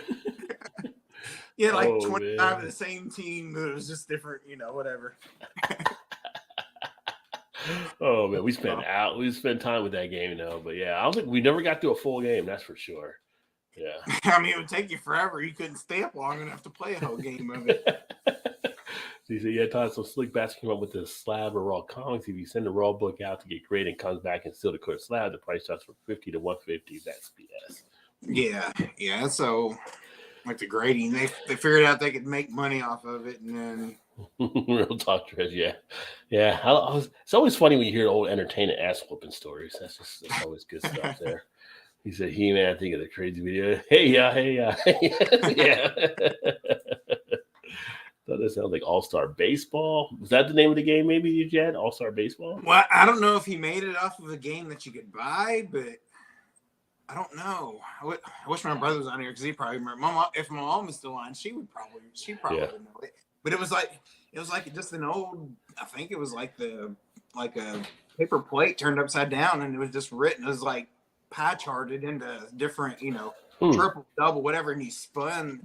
And I think it was just like a fingernail file that he like screwed in and just spun it, and it just spun around, and whatever it was, an out, whatever. It was a fly out, ground out, way different things, But he had the whole thing. It looked like a nice little AstroTurf field with the fence, and it was cool. Well, do you or anybody in the chat remember back in mid to late 80s, they came out with, because we had the VHS players that people had, they came out with the NFL football game that was tied to the VHS. Yes. So you would get the game, you get the video, and you would do the board, and the board would like go to the video, and you'd have to get whatever happened in the next play would be like your play. What the hell is the name of that? That was awesome. I love that game. That game was fun. I used to play over to friends of mine all the time. Oh man, I remember playing that when we had that for a while. That was what was the name of that game? Because you had to pause, like, oh, let's see what happens. Oh, it's a sack, or it's a touchdown, or 5-yard John, or whatever. Like, oh. What was that one there? It was all the old school clips of. And they had good clips on it too.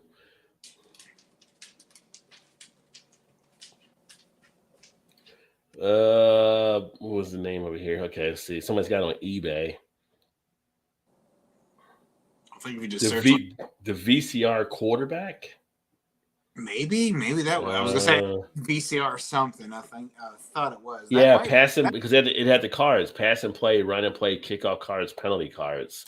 That's what it was. VCR quarterback. Yeah, the VCR quarterback. That was great. Wow, that's a flashback right there. That was a flashback. I forgot all about that game. Yeah.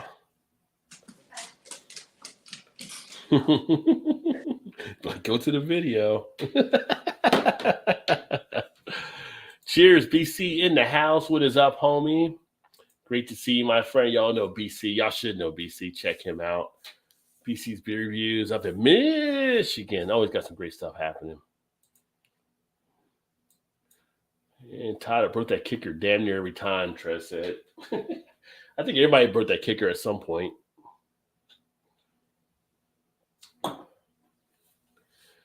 Let's see what thing. It was a kicker. It was a kicker and your quarterback, so you could kick or you could throw the pass. Had a vibrating football game. I remember even back then that was mental patience. My God, how did this happen to me? I think, right? Oh. For a card game, we used an old vinyl field from that football game that spread out on our floor. We used a paper football for kicking. We used to do paper football thing in school. I remember that. We used to play that, like just kick across. The triangle thing. The triangle, yeah, and then you just kick it. Yeah, we used to do that all the time also. That was always some good stuff there. Wouldn't a touchdown is like if it was hanging off the edge and you could flip it? Well, because we just slide it across, and then when you kicked extra point. So it was a touchdown if it was like hanging off the side. It hanging off, it didn't fall off, but it didn't fall off. That was a touchdown. With your finger or whatever. And he's like, all right, that's a touchdown. And then we would do like the 3-penny hockey. Did you do the 3-penny hockey? Yes. Yeah, we would do that too. Yes, you had to get between the two, and the next one you go through all the way. I forgot about that. Yeah. 3-penny hockey. We didn't always need video games. We had all kinds of stuff we were doing. Yeah. And then we did did you ever do the basketball where you like spin it? And then you have to do it with your thumbs. Do it with the thumbs. To dunk it. Yeah. Yeah. Dunk that. Whatever. Yeah. Or shoot it. Again until you get to, Yeah. And if you I think if you hit it and you didn't trap it, then it was like a turnover. Then the other guy got the chance. Yeah, we did that too. Yeah. God, yeah, that was good old game then. We were creative. I mean, that's what we did. We come up with ideas for stuff. Big Daddy forgot about the vibration of football. Yeah. Oh, man. And also our baseball player had a circular card based on his stats that you inserted under a spinner for each at bat. You said your dad had used a spinner, so it might have been. Yeah, but I don't think you actually used any stats or anything. I think you just used the cards for like your batting lineup and stuff, or to play them on base. I mean, it had bases made and everything. I think if you got a single, then you put that card on there, the same. But I don't think you actually used any of the stats like there was no advantage to having, like, say, Pete Rose, whose average was way better than everybody else's. Like, he had no advantage over anybody else. And Gilbert said in the boxing game. He didn't know the boxing game. What the boxing game was? What was the outside of Rock'em? Yeah, Rock'em Sock'em. I remember. robots. Yeah, you punch it to the head popped up. Yeah, that's what Gilbert was talking about. But I used to love that game as a kid too. Yeah, the Rock'em Sock'em robot. I feel like it never worked half the time. Yeah, I think that's what we're thinking of because Didi said Rock'em Sock'em as well. Yeah. Yeah. Yeah, that was those were definitely some fun ones there. For sure. Let's see here. So do we want to jump into some beer news? We got some beer news stories we can share. Might as well. Let's go ahead and jump on beer show sometimes anyway, I guess, right? Sometimes. I mean, it is a beer channel, right? So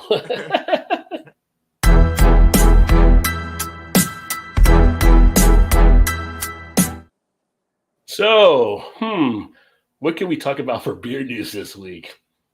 Well, let's just start off with the bat. Oh, I didn't see that. COVID related. So COVID related. Kind of told you so. It's kind of like give somebody enough time, they'll go out there and prove themselves who they are. So I'm not going to go deep into it because I did the video a couple of days ago, which I love the comments and stuff, and I'll support people turn it out on Twitter and YouTube, check it out, that kind of stuff. But so Founders closed their Detroit tap house permanently. They came out with a statement saying it was COVID related. They got that out there. And then all of a sudden it was like, oh, wait a minute. They're being hit with the second racial discrimination suit. Their second in 5 years. And they said, well, we weren't even aware of that type thing. And it's just like the suit was filed before they even put the announcement out on the other thing. And so you got people in HR who've been contacted about this thing for the last year, but you weren't aware of it. Yeah, right. How convenient, right? Yeah. So talking about, what do you mean? It's like they used to say, I was born last night. I was born in the night, but not last night. You should have seen this stuff actually happen out there. So now they've been definitely getting a little bit torched there on Twitter on some of the different stuff out there, but it is what it is. It's kind of funny though when they said it was COVID related because Founders themselves aren't even considered craft now; they consider macro because they're under San Miguel, so they got deeper pockets. So you would think like if they were having trouble, the parent company might stop in and see what they can possibly do as well. They made it seem like, oh, woe is us as a craft brewery, we can't make ends like me. Like you're not even a craft brewery. Like you got deep pockets. You took the deal. You took the check. So you got money out there. Yeah. So what's really going on? Oh, wait a minute. Detroit's a majority black town. We're having another racial lawsuit, second one in 5 years. Maybe we should just shut it down and go back to Grand Rapids. So kind of interesting how that is all playing out there. So there'll be a lot more coming out on this, I'm sure, because people are following the case that's taking place. And the funny thing is there's like another manager that resigned as well who's testifying on the second plaintiff that everything she's saying is actually pretty much true. That he saw that there and he resigned because he didn't want to be a part of Founders doing what they've been doing again. So so they shut it down. So if you haven't seen the video that I released on it, feel free to check that out here on the channel. But I kind of went through all the different case and the whole details of it as well. Yeah, I'll have to watch. I haven't seen that one yet. I'll have to go back and watch it. Yeah. I didn't know anything about that. I was like, yeah. So if people show you who they are, just believe them. Believe them. Yeah. Speaking of other breweries that are kind of facing all kinds of issues, right? Of course, we got to go back to the Bud Light thing. So I did see that one. Bud Light, we all know what happened with Bud Light. Well, now they're giving free beer out in response to the Dylan Mulvaney backlash and the drop they've had in sales. They're giving a free case of beer to every employee of an Anheuser-Busch wholesaler. I don't know if that would make people want to come back to Bud Light or not or whatever, but I mean, you give it to the employees of a distributor so they can try to put it out in stores and stuff. Because apparently distributors are cutting ordering because they don't want to get the Bud Light because nobody wants to put it out in their stores or whatever. Right, yeah. But you give it to the free employees, you give it to the employees to go get drunk at home with it then because they're not going to take it anymore. It's kind of like Bud Light is now to the point of just love me. Just love me, you know. What did it mean? So it's either you're standing for one thing or you're not standing for it. Whatever you're doing is kind of causing the confusion out there. So one thing that Bud Light seemed to learn is we're going to stay in our own lane. So they said now we're just going to focus on sports and music. Forget all the other stuff. We're just gonna do what we know. They're like, we're going to just stick with the sports and music. Not the only thing. It's tricky running a business where you're getting involved in these kind of things, political type things or social lifestyle type. So it is one of those things you have to weigh when you're actually a business there. But it's kind of like they are kind of waving a white flag. The funny thing is, even though Bud Light has taken a big hit, like I think it was over 21% this quarter, their sales are down versus last year's quarter. AB and Bev is up total over 13%. So it's only the Bud Light line being hit. And I can tell you part of it probably is because people don't realize they're buying Anheuser-Busch when they're not buying Anheuser-Busch. You're right. They're going to buy these other beers thinking, well, I won't get them. I'll get so-and-so. I'll get Mick Ultra. Guess what? Mick Ultra is owned by AB and Bev. So, and I'm going to go get this. I'm going to get that. And it's just like they own so many other things out there. You're still putting money in their pocket. So that's the funny thing about all that. It's like they're quick to trash one and then just jump to something that you're still supporting it. You just don't know that you're supporting it. You just don't know. I mean, like, what difference does it make? You know, it's like I was going to go buy Goose Island. Well, Goose Island is owned by AB and Bev. So right. So it's like you're talking about one of the companies that has so many pockets and so much reach out there. You're not going to probably avoid them at some point. But it's you get Wicked Weed, AB and Bev. You get and I would say most of the Bud Light drinkers aren't probably craft beer drinkers. They're probably trying to go to some of the other macros, but they own some of the other macro stuff out there. So it's like, what are you going to go drink instead? Again, like we talked about before. So it's funny because while the one line is down, overall they're up. Yeah. Well, then you have someone like Shannon. It's like she'll drink Miller Lite, but she's like, I'm gonna drink Bud Light just because of that. Like I'm just gonna support it just because. Like I'm, it's all the ones that are throwing it away. She's like, well, I'm gonna go out and buy it. Just and like. Well, now Bud Light's not even supporting the person they did with this. No, now they're like okay, all right. Well, okay. We've laid off 2 people. We're not doing it now with Dylan really as much. And it was only 1 can we were going to give them. We weren't going to sell it. It's just like right, yeah. Like, that was the thing. Yeah. But I want to know. I would like to know how many people that was throwing that stuff away a couple weeks later are buying it again. Well, I know that their sales, they were. I want to, like I said, their sales were 21% or whatever down from this quarter versus last. So they took a big hit. They ended up losing. I think at one point it was like, I want to say 5-6 billion in sales or something from the line. They lost a good amount of chunk of money from it. But so basically, all their employees are just buying this, or are just getting the stuff that nobody was buying. Yeah, I mean they're at a point now where Bud Light was number 1. Now Modelo might jump to number 1 above Bud Light. They lost their footing in that regard. So, which it is what it is. I mean, that's the it's bad. It's for them as a business thing. It's bad, but it's not like it's New Coke bad. Like remember Coke did the New Coke thing, and that was just like a total debacle. And they called like the biggest, like worst decision ever made in the last century. But it's something there. But it's kind of like so you were in, but you weren't fully in. Now you're back, but you're not fully like. It's all kind of confused. I think they're just kind of lost right now. It's unfortunate that it's gone to that extent to where the backlash has even happened. You know what I mean? Like, yeah. That can never was gonna hit the market. They just did it for him or for her or whatever. Yeah. Because like it was just to commemorate it, but it's like, yeah, they never got to the point to say it was just for commemorating with that person, but. It was just the optics of it because then Dylan put it on there and stuff like that. And that's all. I mean, and there's been some comments that came back off of when I did the other video, which were fine. I mean, there was some Dylan's main audience is underage drinkers, so some people weren't comfortable that an alcohol company was marketing, which made sense and stuff like that too. So it wasn't about the whole. Yeah, it wasn't just all trans thing. It was also some of that in there too. So it was just a Kid Rock. Like, yeah, shooting his gun, whatever. It's like that was overkill and that kind of thing like that and everything. But really, man, come on. I mean, I don't get to use the word much. So I'm going to say a lot of it was a kerfuffle. So I'm going to say kerfuffle a lot, but a kerfuffle about nothing really. I mean, it totally was. Like, it was not Yeah. like it wasn't like they dispersed an abundance of cans of that can and you're boycotting that. I mean, that would make sense, but it would make more sense than boycotting nothing. Like they were Yeah. boycotting nothing basically. Yeah. Yeah. Right. So, You know yeah. what I mean? Like, it was still the same can, it's the same beer. It was like, well, you're just not gonna buy it now, so but you're gonna go buy another Anheuser-Busch product instead. Yeah. Right. Because you Exactly. don't know, because Exactly.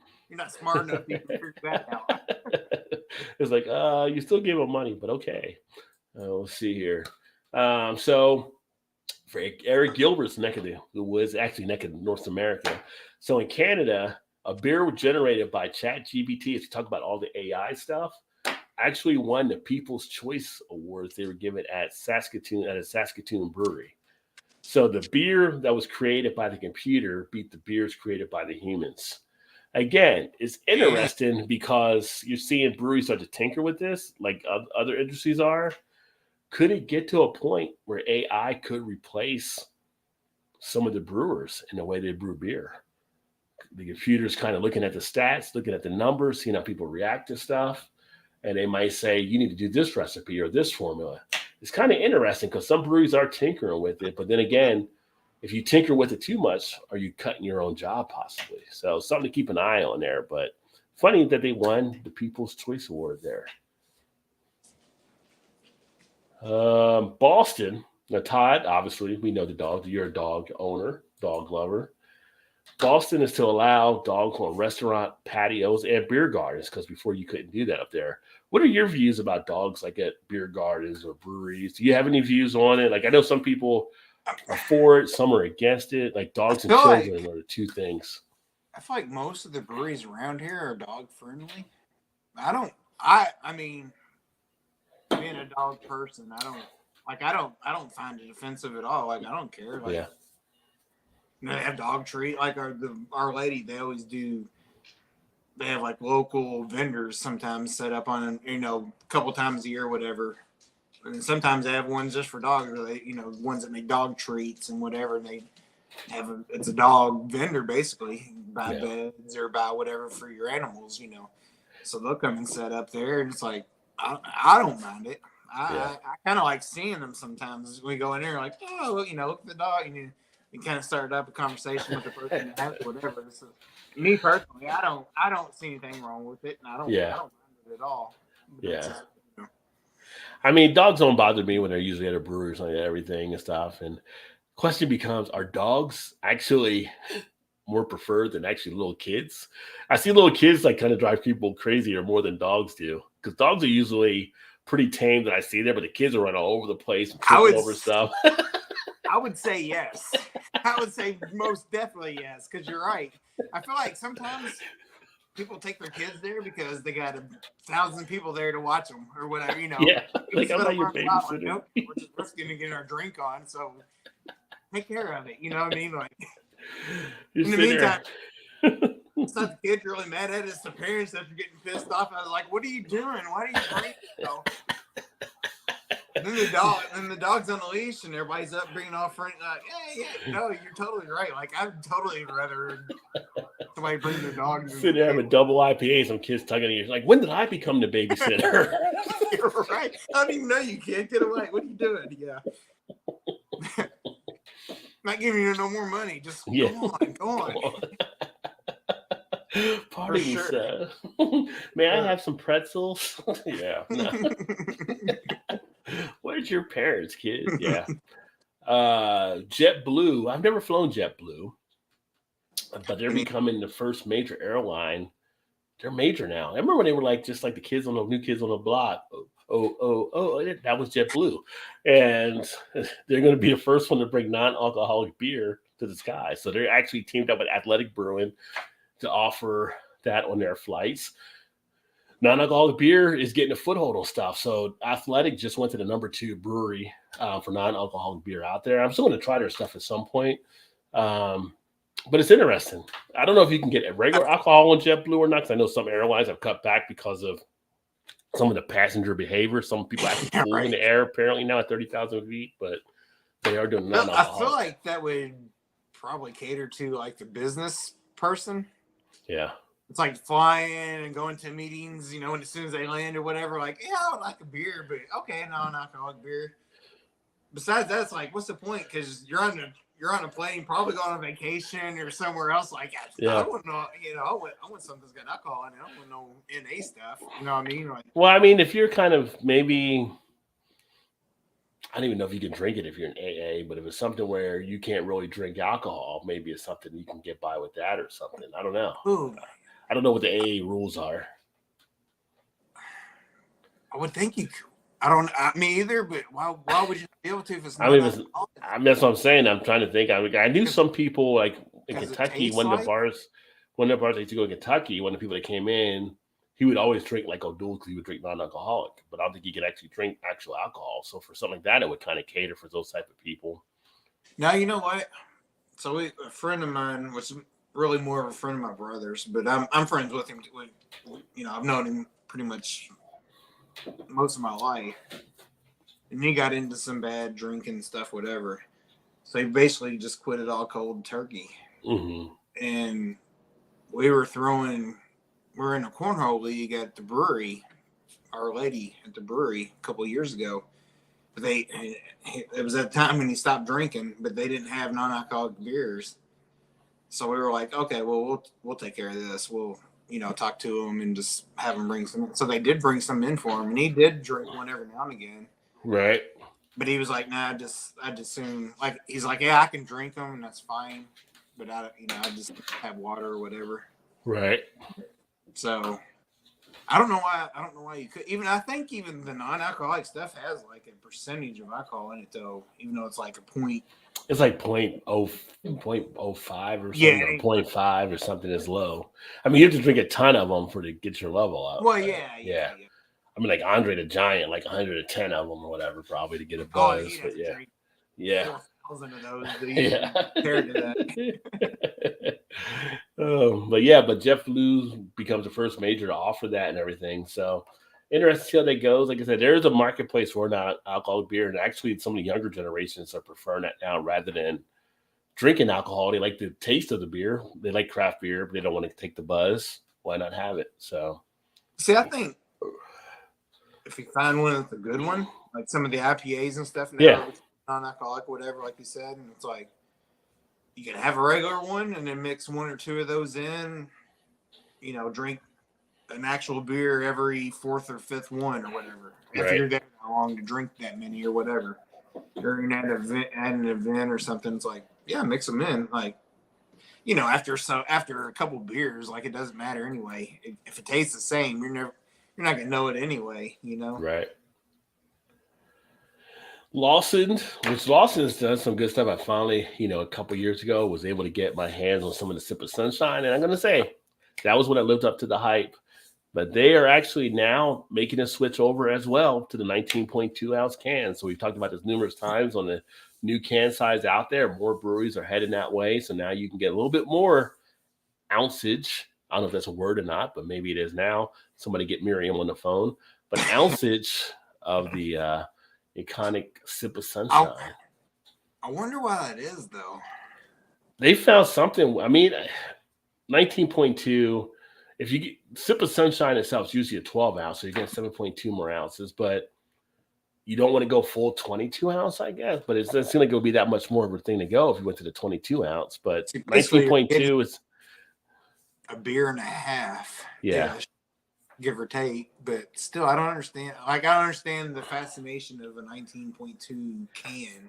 It might be something in how they're cutting those can sizes. Maybe those sizes are easy to kind of get out there, maybe, and they're finding it works for whatever reason. But we're seeing more and more breweries that are using them now out there.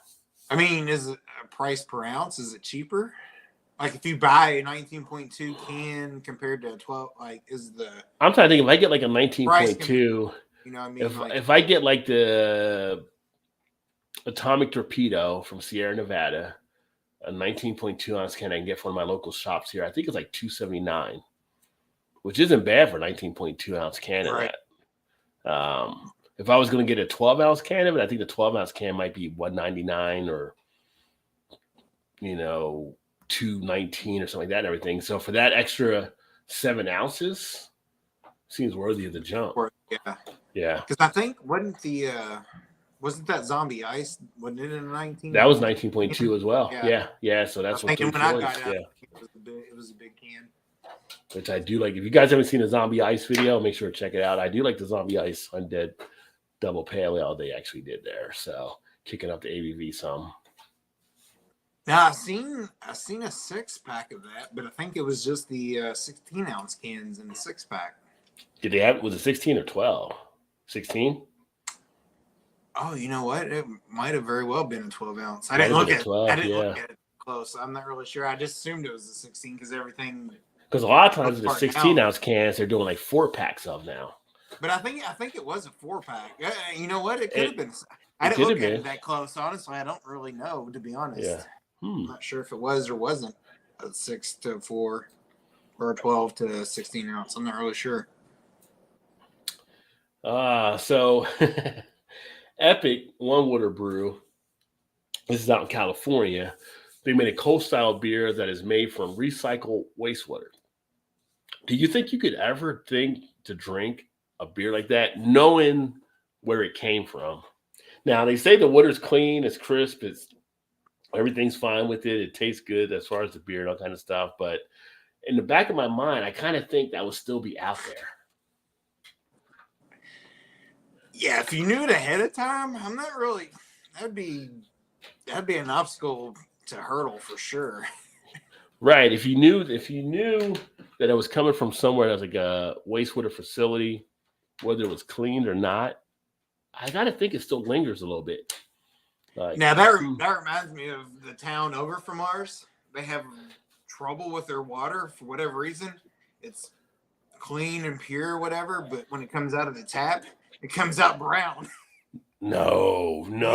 Yes. See, I couldn't drink that. They're that. in the process of upgrading all their facilities, but they swear it's clean. But people are like, we can't even wash our clothes in this stuff because it turns all our white stuff, it turns our white t-shirts or whatever into like a brownish color. Like we can't even do our water. So they have to buy like tap water, bottles of tap water. See, I'm like they said in Cincinnati, if it's brown, flush it down.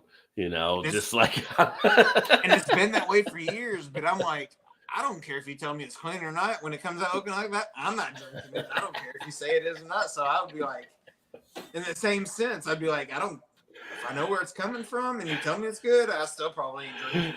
It's like it's good. It's good water from the creek, not the creek, but the creek. You're right, exactly. Like, yeah, pass. No, thank you.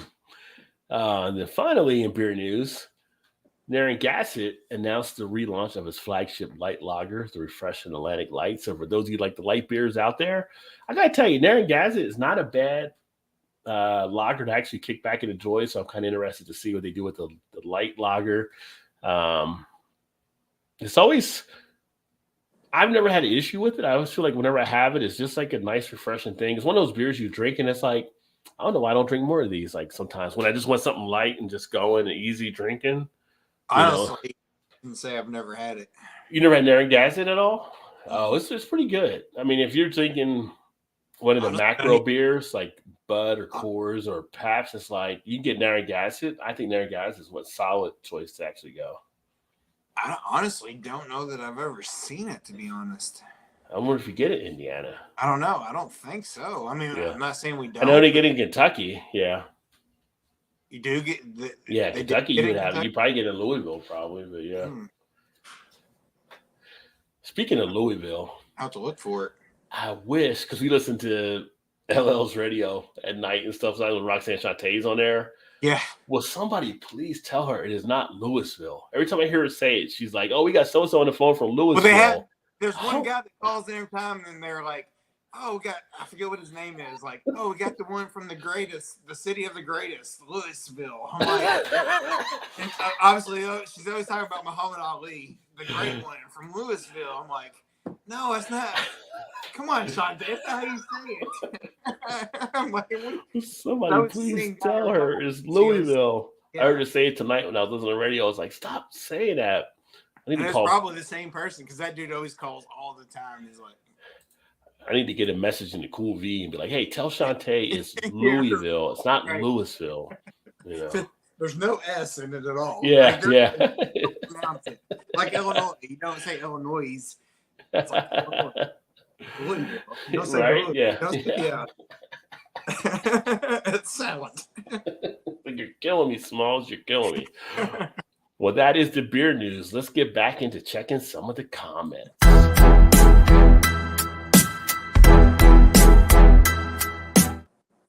All right. So let's see. Where did I actually get over here? So they were talking about the Rock'em Sock'em. Apparently, Gilbert said we would get in fights over the Rock'em Sock'em when you did the Rock'em Sock'em.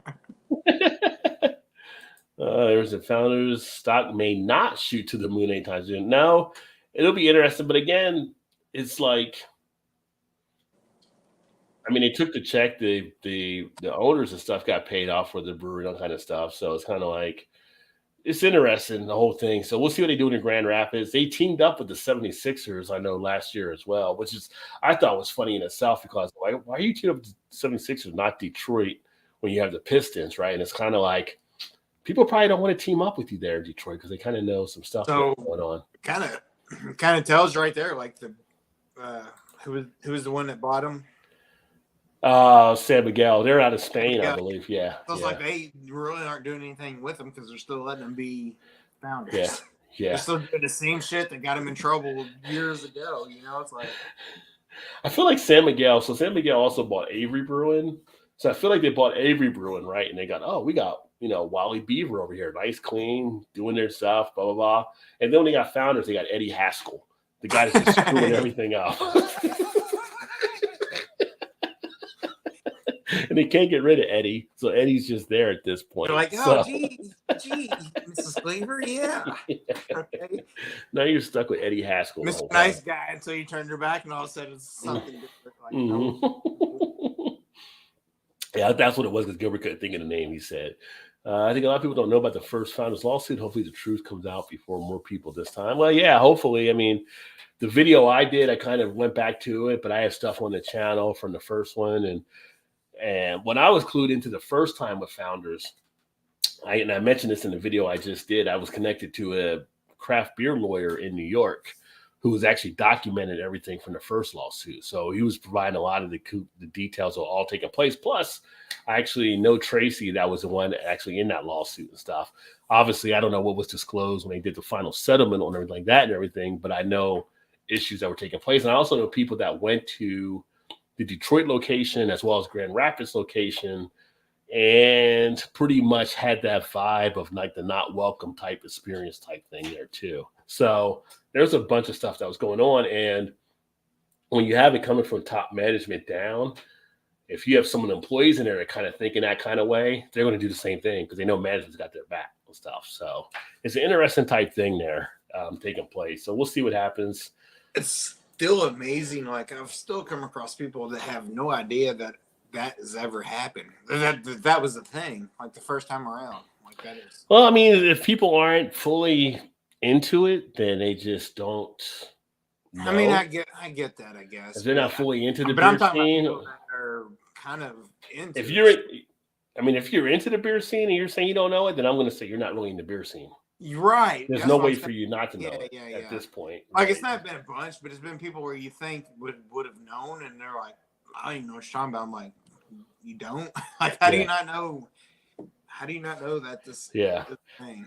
I mean, when the first thing happened, I remember like one of the comments like somebody had was they thought, well, a lot of people do stuff like that. Like, no, not you don't really know what you're talking about because you don't really know the whole situation because I know a lot of breweries that would never tolerate what happened actually at founders at their breweries. So it's just one of those things. And most breweries are quite the opposite of that. Quite the opposite of it. So it's kind of like, it's some people live in denial. I mean, some people, I'm not going to say the individual, but you know the individual. And we talked one time years ago, would you drink a beer if it had a Nazi swastika on it? And that person said, yeah, I would still drink the beer.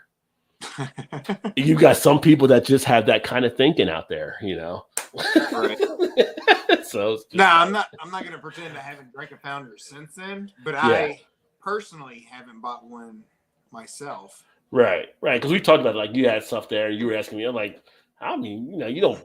Why you dump it out? Especially No, I mean I still got some it's like down my basement for a while. That's been sitting for a long time before that ever happened. But like my brother-in-law, he'll buy some of their stuff sometimes, but he doesn't think about none of that stuff. He's more of a Belgian himself, but he likes some of the stouts. So I'll drink one of it. He'll bring them over every now and again. I'm like, yeah, I'll drink one, but I'm like, I didn't buy it, so I'm gonna drink it. But I don't normally put any of their stuff on Untapped. Like I don't put it out on Untapped or whatever to say I'm drinking it or whatever as like a support type thing.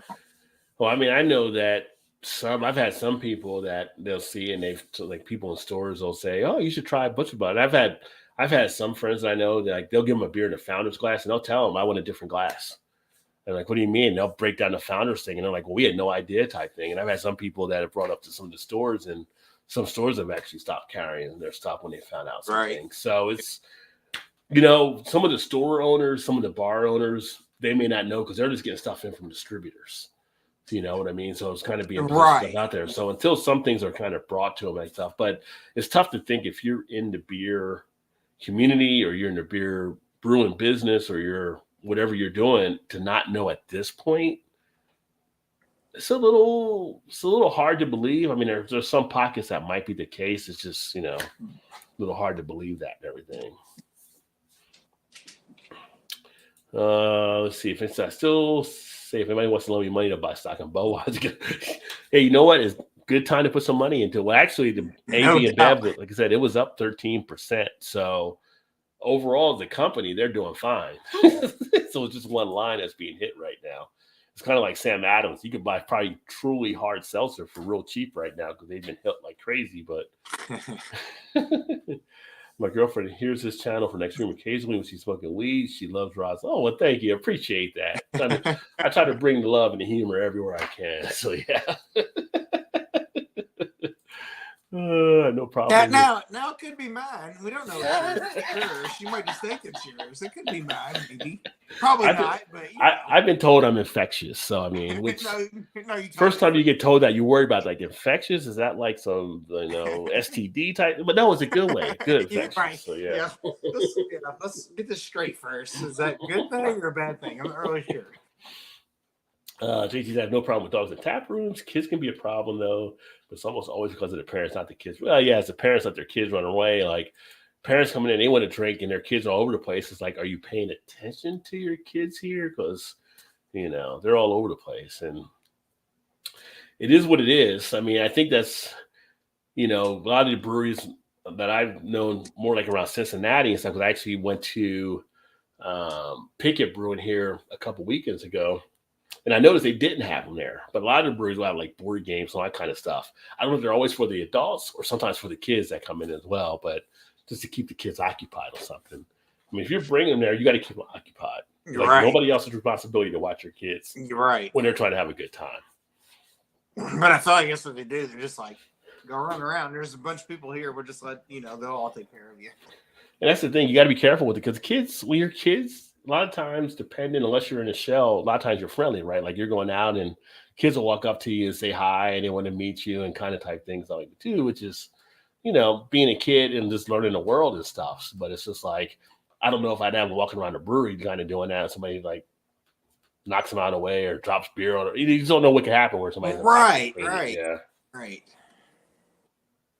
I mean, you got to be responsible for one to take your kid there in the first place. Right. You know what I mean? Like, don't just let them run around and what are they doing at home? Right. Are they controlling their kid when they're at home by themselves? Like, I think I'm gonna crack open the Blackout Stout. I'm debating between the Blackout or the Willatize. Ooh, I got one downstairs too. I almost thought of grabbing those. Which one you got downstairs? The Willatize or yeah. Grab the Willatize. We'll do the Willatize. All right, let me go get it. Okay. Time to get the Willatize, and then we'll get baptized by the Willatize. There you go. Willatize baptism. See, once saw a young dad start changing his kid's diaper in a bar of a crowded tap room before his wife. Oh my God, no, you can't do that. Why wouldn't they go to the bathroom to actually do that? That's crazy. On the bar. Yeah, you can't do that. Was on a construction site the weekend. 4 dudes were discussing how good non-alcoholic beer selection is nowadays. A lot of them were drinking them, but I was like, they're the same. That's a good point, Big Daddy. So that's the other thing I was going to say. The price you actually pay for the non-alcoholic can be the same or even more than some of the beers you may choose. So at that point, I mean, is it worth still getting a non-alcoholic? I mean, if you want to avoid the alcohol, can you put a price on it that much? I mean, if it's the same or maybe $1 or $2 more, might not be that bad to go ahead and do it, but that is something to consider because of the cost of it. You would hope it would be less being non-alcoholic. Like I've seen a lot of some of the hop waters out there aren't really too bad price-wise. They're usually a little bit less to get the hop water, but yeah, you still got to go through the brewing procedure with non-alcoholic, so it's going to still cost you some. Pronounced Louisville. Louisville. Louisville.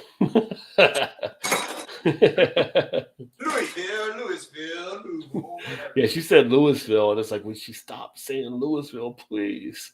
But it's funny because in Ohio, we have a town that's spelled Lebanon. It's spelled like Lebanon, so you think of Lebanon like in the Middle East, but they all pronounce it Lebanon. You go there, you say Lebanon, everybody's like, what are you talking about? It's actually Lebanon. I'm sorry, I thought it was an O instead of an I, but apparently that's not how an O is looked at up here. So it's an I guess, that way you do it. You know, there's a Louisville also in Ohio. Is there? Where's that? It's right by Columbus. And the only reason why I knew that is because I took my daughter, I guess it's probably been 2 years now, to Columbus to see a concert. We drove right through. It was Louisville. It's spelled the exact same way. So I wonder how they pronounce it. Yeah. Well, it's funny just because that's another thing to bring up. Like you have all these different states.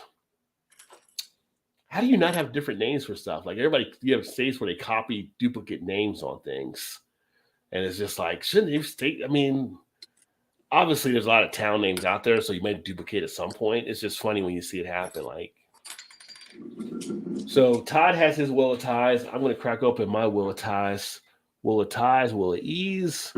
Will it enjoy? It will, because I'm going to get this poured into a glass here. This one comes in with an ABV of 13.1. So a nice session ale to wrap down the evening. Coffee stout aged. I'm going backwards. Yeah. Coffee stout aged in rye oak barrels. Love rye because it gives you a nice little spice kick to it as well. Looking forward to seeing this one here. This is my last. So I've been trying to find the Waldos. This is my last one also. The Waldos are out now, but I've not been able to locate them anywhere, so I probably won't get them for this year, but that's okay. I've had it before. I haven't seen them either. You know what I did when I was down there and I grabbed this one? I still had a 2019 Will Taz in my fridge. Oh, wow. I was like, no, I'm going to get 22 because I knew that's what you had. Well, it's funny because you poured that other one for you. Like, you have the nice head there. Yes, too. Mine didn't. It's all in the pour skills, son. It's all in the pour skills. We'll have a session. I even kind of poured it hard. Maybe we'll do a session on that next week on how to pour a beer. I mean, I didn't tilt it or anything. I just poured it like it would do nitro. I used to be a bartender in the 90s, son. I know how to get it done. Well, tilt, I guess, maybe. I don't know. I know how to get that head working. Wait a minute. That didn't sound right. Oh. Never mind. Herpes for the soul and a good way. I like the right Emerson. Yeah. I do keep coming back. You're right. Great Lakes Blackout. Awesome. Yeah, that's my last Great Lakes Blackout. So I'm going to save that now since I have the Will of Ties. Oh, my God. The barrel on this. Get the oak. Get the rye. Get the spice kick from the rye. Get some vanilla. Don't forget some chocolate. Yeah, get the chocolate notes. Sure. But that spice from the rye, oh my God, it's so on point.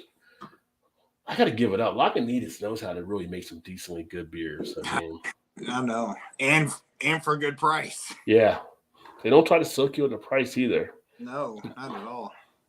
But that oak woodiness that comes through is so nice. Like I definitely get to rye up front more so than just about anything, to me anyway. Mm. Get like a smoked char in the back of the throat for the taste as well.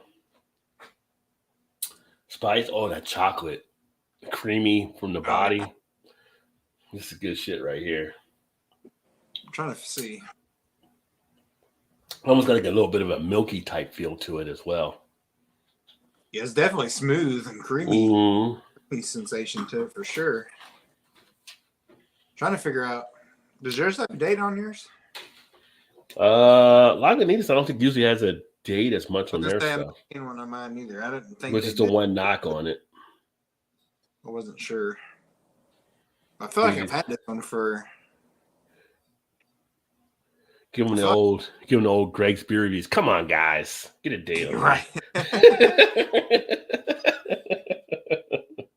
Greg's the OG. If you haven't checked out Greg's beer reviews, check out Greg. Greg does a great job down in Virginia. Let's see what's in the fridge. Yeah.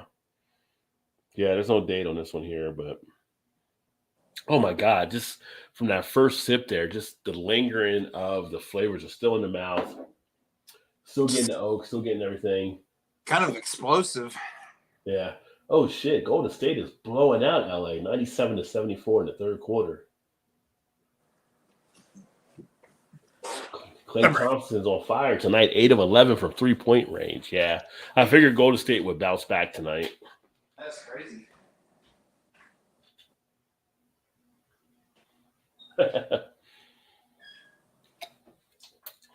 Speaking of NBA, how has nobody made a meme yet of Dylan Brooks on the front porch of Friday with like Chris Tucker, who got like basically fired now from Memphis? He had one job: keep his mouth shut and play ball. He poked the bear, and Memphis was out, and then they got rid of him. Lakers need Fletch. Oh, my wife used to love those Fletch movies. Good old Chevy Chase. Hard to believe a lot of people didn't like, I guess, Chevy Chase working with him, or I guess he's kind of one of those difficult type actors, or some people were saying that a lot of people that pretty much didn't get along with them on stuff. Didn't realize that. Yeah, Golden State's got this one in the bag tonight. When you talk about a beer, you can sit back and just relax and enjoy. This is one of those beers, yeah. This is it for sure. And now I'm getting like a caramelly type body to it as well. Got a nice mine little stickiness. Yeah, see, mine have been sitting out for a bit, so it's got a nice so you're little. Probably getting a little more than I am out of it. Yeah. It's like old school. The way it hits your lips, the way it's your lips. Gonna do another one. He's gonna do another one. Yeah. Makes me wish I had another one so I could do a side by side with the 19 just to see how it's changed. But I ain't mad at it either for drinking it now.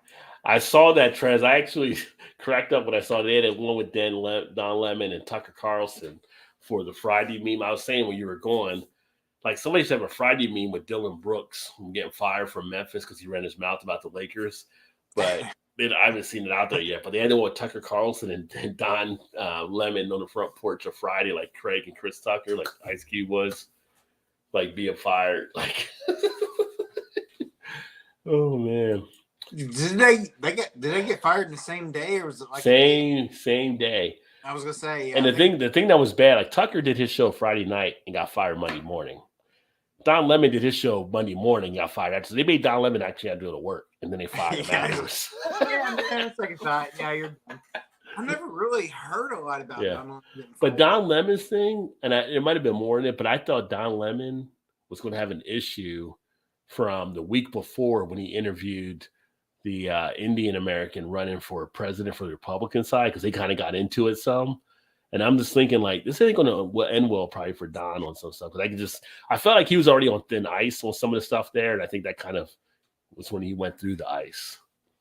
So I feel like he was trying to pick up for what's his name that was on before him. His brother was in New York. Was the mayor. Chris Cuomo, yeah, he's on Yeah, another yeah. network now. Yeah, he's doing I fine feel on his like he other was trying to network. pick up Yeah, for him when they let him go. yeah. It's crazy. Yeah, 105-78. Golden State's dominating the Lakers right now. And I guarantee you, LeBron took 45 steps every time he touched the ball and never got called for a travel one. He never gets called for it. And when he gets called for it, it's like such a big surprise. Like, really? You know how many games you travel they didn't call? You know? Seen some of those videos where they're counting down the steps. It's like 8, Yeah. 9, 10 steps, and it's like never even took a dribble. Like from half court on, it's like, Yeah. what are you doing? It's not bitty ball anymore. You got to dribble. You just got to dribble once or something. It's got this beer. It's just the more it lets you let it sit there, the better it just gets. This is a good cigar beer. If you had a cigar, this would be a good one to actually enjoy with this one too. It's so good. But that's the thing, I can get together. If I can get up there and somehow we get together, me, you, and Trez. Trez does cigars as well. My brother has some Cubans that he got when he was in Mexico Oh, a year ago. Let's see. Yeah, a little bit over a year and 4 months, I guess, maybe now. Well, He said the other day, he's like, I wonder if they're still good. I'm like, oh yeah, they're still good. They're still in the box that they come in or whatever. It's like, they're probably good. Yeah. Fox Lemon has said some comments that have been definitely taken that way too. So it was I don't know. So many different things, so many different guidelines on stuff nowadays. It's just like I just go with the flow, I guess. You're right. Yeah, just kind of just like, yeah, whatever. Favorite Bill Murray story before getting in a fight with Chevy Chase. Billy said, "You're a mediocre talent," while making a hand gesture from Bill Murray's a dick as well, but great story. Yeah, Bill Murray has some stuff there too that people talk about, but like Chevy Chase, like people talk about working with him like not being great. Like even when you just sign that live, like a lot of the sign the live actors didn't like working with them. Yeah, I heard he was a dick of all dicks. But I'm like, how can you not like the guy that does fucking Vacation? Like Vacation. I know, right? Like, I know. Caddyshack. Come on, you gotta like him some. So yeah, it's just Yeah, well, I'll be up there in August, so trying to see. I might try to stay a day or two extra, maybe. The wife might come up because she might want to see some friends up there too. So yeah, we're trying to figure out some sort of weekend in the summertime to go there like on a Saturday and stay the night and hang out with Trez. Yeah, you have a blast. Interesting to see what they've done to anything else in Cincinnati. I know that it seemed like a lot of downtowns, I don't know if Cincinnati fell into this, but a lot of them are kind of reshuffling right now because of people working from home as much. I saw a thing about that earlier today. They were kind of doing a report about how cities have had to change since the pandemic took place. Oh, I'm sure. Yeah. Yeah. Trez said, "Come on, Todd." We'll be there. Oh, Trez, I was gonna say, while you're still on here, we're coming up. So me, my brother, my brother's daughter, my niece, and my mom's coming up for the Reds and Yankees game on the 20th, I think, whatever that Saturday is. Of June? No, in a couple weeks. Oh, May 20th. I think it's May 20th. I think is the date. So I don't know if you're going or not. You're going to be around if you're going to the game. That's May 20th is that Saturday. Yeah. Yeah. So we got tickets because my brother and his daughter is a big Yankees fan. Yeah. And Yankees kind of my second team because that was my dad's favorite team, which is why I think my brother became a Yankees fan. Yeah. But I've always liked the Reds. My dad was always. Well, Trez is a big Reds fan. Oh, yeah. And hell, even if you didn't go to the game, like right there where the stadium is on the banks, they have a lot of stuff you guys can connect there too. Right. So I don't know if we can try to make something work then, just to kind of hang out or whatever and have a beer or something. I don't know. We'll have to see if we can figure something. Because I think it's like a 4:00 game. I think it's in the afternoon. So yeah. Yankees were just here a few weeks ago to play the Orioles.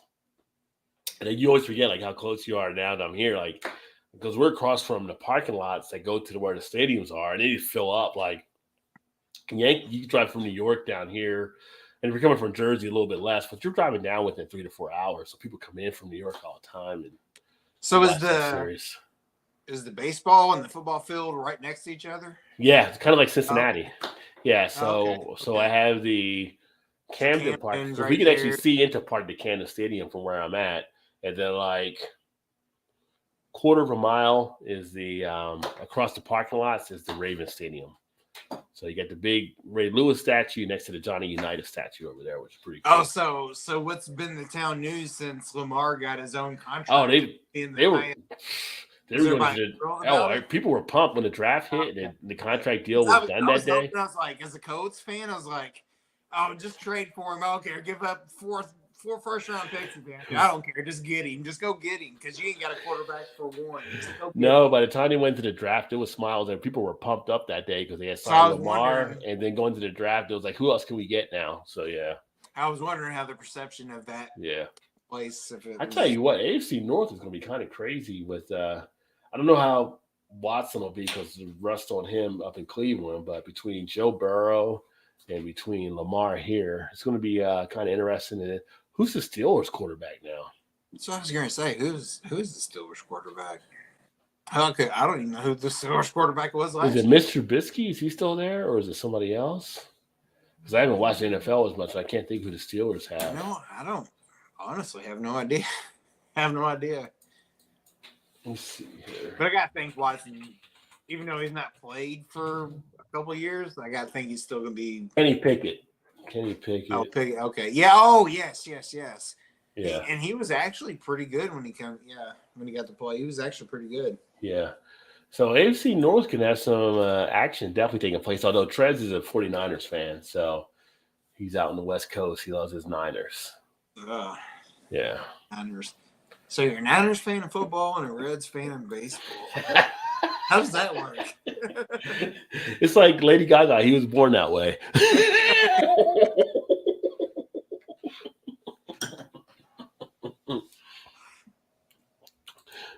Kenny Puckett, not Puckett, Pickett. You were close. You were close. Not Kirby's brother. Tristan hit me up. The Holy Grail is the spot right across. Yeah, the Holy Grail gets a lot of action down there and stuff. And I don't know what other bars they've had there in a while since I had left since last year, but usually get some pretty good stuff there. Didn't you come with me last year? The year we went to the chicken and waffle place. Were you with me at that beer fest? We went to. Was the beer fest when I worked with you as a whatever? That was at Duke Energy Center. Yes, but then we went to a burger, some kind of place after. That was a burger place. That was up there. But you didn't do the beer fest when we did it down at the park, right? No. Okay, that was somebody else. Okay. No. Yeah, they got like. Come up too. We was at the Duke Energy also. Okay. Yeah, they got a place there. I think it's Jolene's Chicken and Waffle. It was really good. Yeah. After drinking beer, chicken and waffles hit. Like, yeah, that was on point. Now there was a chicken waffle place up in Indy. Her and I went to breakfast on the way back on Sunday morning after the night of drinking all the breweries, and she was like, "Oh, it was so good." I got the chicken waffles, like 3 wings. It was like big, massive wings, and waffles. Like, oh yes. I was like, oh, it's so good. No, not Taste of Belgium, which is good for Belgian waffles. It was Joella's Hot Chicken. Is what it was. And that place was, that was. Joella's is really, Joella's is the bomb. We don't have a Joella's here, but that was one place here. I missed. Yeah. Yeah, their wings, it's so good. You coming down off that little bit of a buzz for the beer fest? Oh, them chicken and waffles, they hit. But Trez, let me find out what's going on for the game that weekend. And get a chance, I will definitely hit you up. Yeah. If we can meet somewhere and have a beer before. Yeah, because the Grail is right across the street from the stadium.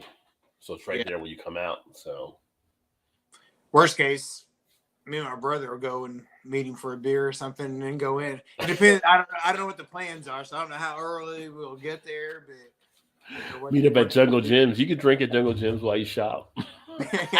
Right. Yes. Oh, I do miss some Jungle Gyms. Yeah, if I come back and if I stay a couple of days or whatever, I'm gonna definitely get out to Jungle Gyms, get some stuff. If I don't get a chance to hook up with him in a couple of weeks, we are planning a trip to go out there to meet up with him and his wife at some point to have beers or whatever. Yeah. Dave, cheers, my friend. Good to see you, brother. Y'all know Dave, Beer in Front. Make sure to check him out. Awesome podcast, your man about in Chicago for beer. Now doing stuff here on the YouTube channel as well. But glad you chimed in. We're actually talking about some different stuff there, but I don't think I told you yet, but I am going to be in Chicago June 20th through June 24th. And I'm actually flying into your airport, so I'll be coming into O'Hare. But that Tuesday night, I think I'm going to try to catch up with Imperfectly Me Crafts and a few other people. So depending on what your schedule is, definitely want to try to meet you while I'm in town and stuff. I got a conference out there from that Wednesday through Friday, but I might be freed up that Friday evening before heading back Saturday afternoon as well. So we'll have to definitely connect, and I'll get you some details there as well, Dave. For short time, I will try to get a ticket. Hopefully that game isn't sold out. Yeah, because they do, actually, when the Yankees come to town, they do sell a lot of tickets for that game. Yeah. I don't know. I just remember my mom and brother's like, you want to go to the game? I'm like, yeah, I'll go to the game for sure. Yeah. So they bought tickets for the four of us, so I don't know. Shannon has to work that weekend, so she's not going, but yeah. She's not a big baseball person anyway, but she's like, y'all be drinking without me. Awesome, Dave. Yeah, I'll definitely keep you posted for sure. Getting all the details out. Like I said, I know the 20th is going to be a night I should be kind of freed up, I believe. So we're actually going to be downtown. I know we're on Wacker. We're going to be at the Swiss Hotel, but I do got to fly into O'Hare. So if you're working that day, I'll be coming right into your airport. So I can definitely swing by to see you when I'm in as well, too. So what's the other small airport there? Not O'Hare, but the small one. It's the what is that other airport in Chicago? Everybody was telling me, people are telling me, don't fly into that one. No, that's the only one I used to be able to fly into. That's the one our company's like, don't go O'Hare because it's so much more expensive than we do the other one. But I forget the name of it now. What is the other airport? Chicago. Midway. Yeah, Midway. Yes. Yeah. Yes. They're like, go to Midway. Go to Midway. David just said it too. Yeah, people are like, don't go to Midway. Like, yeah.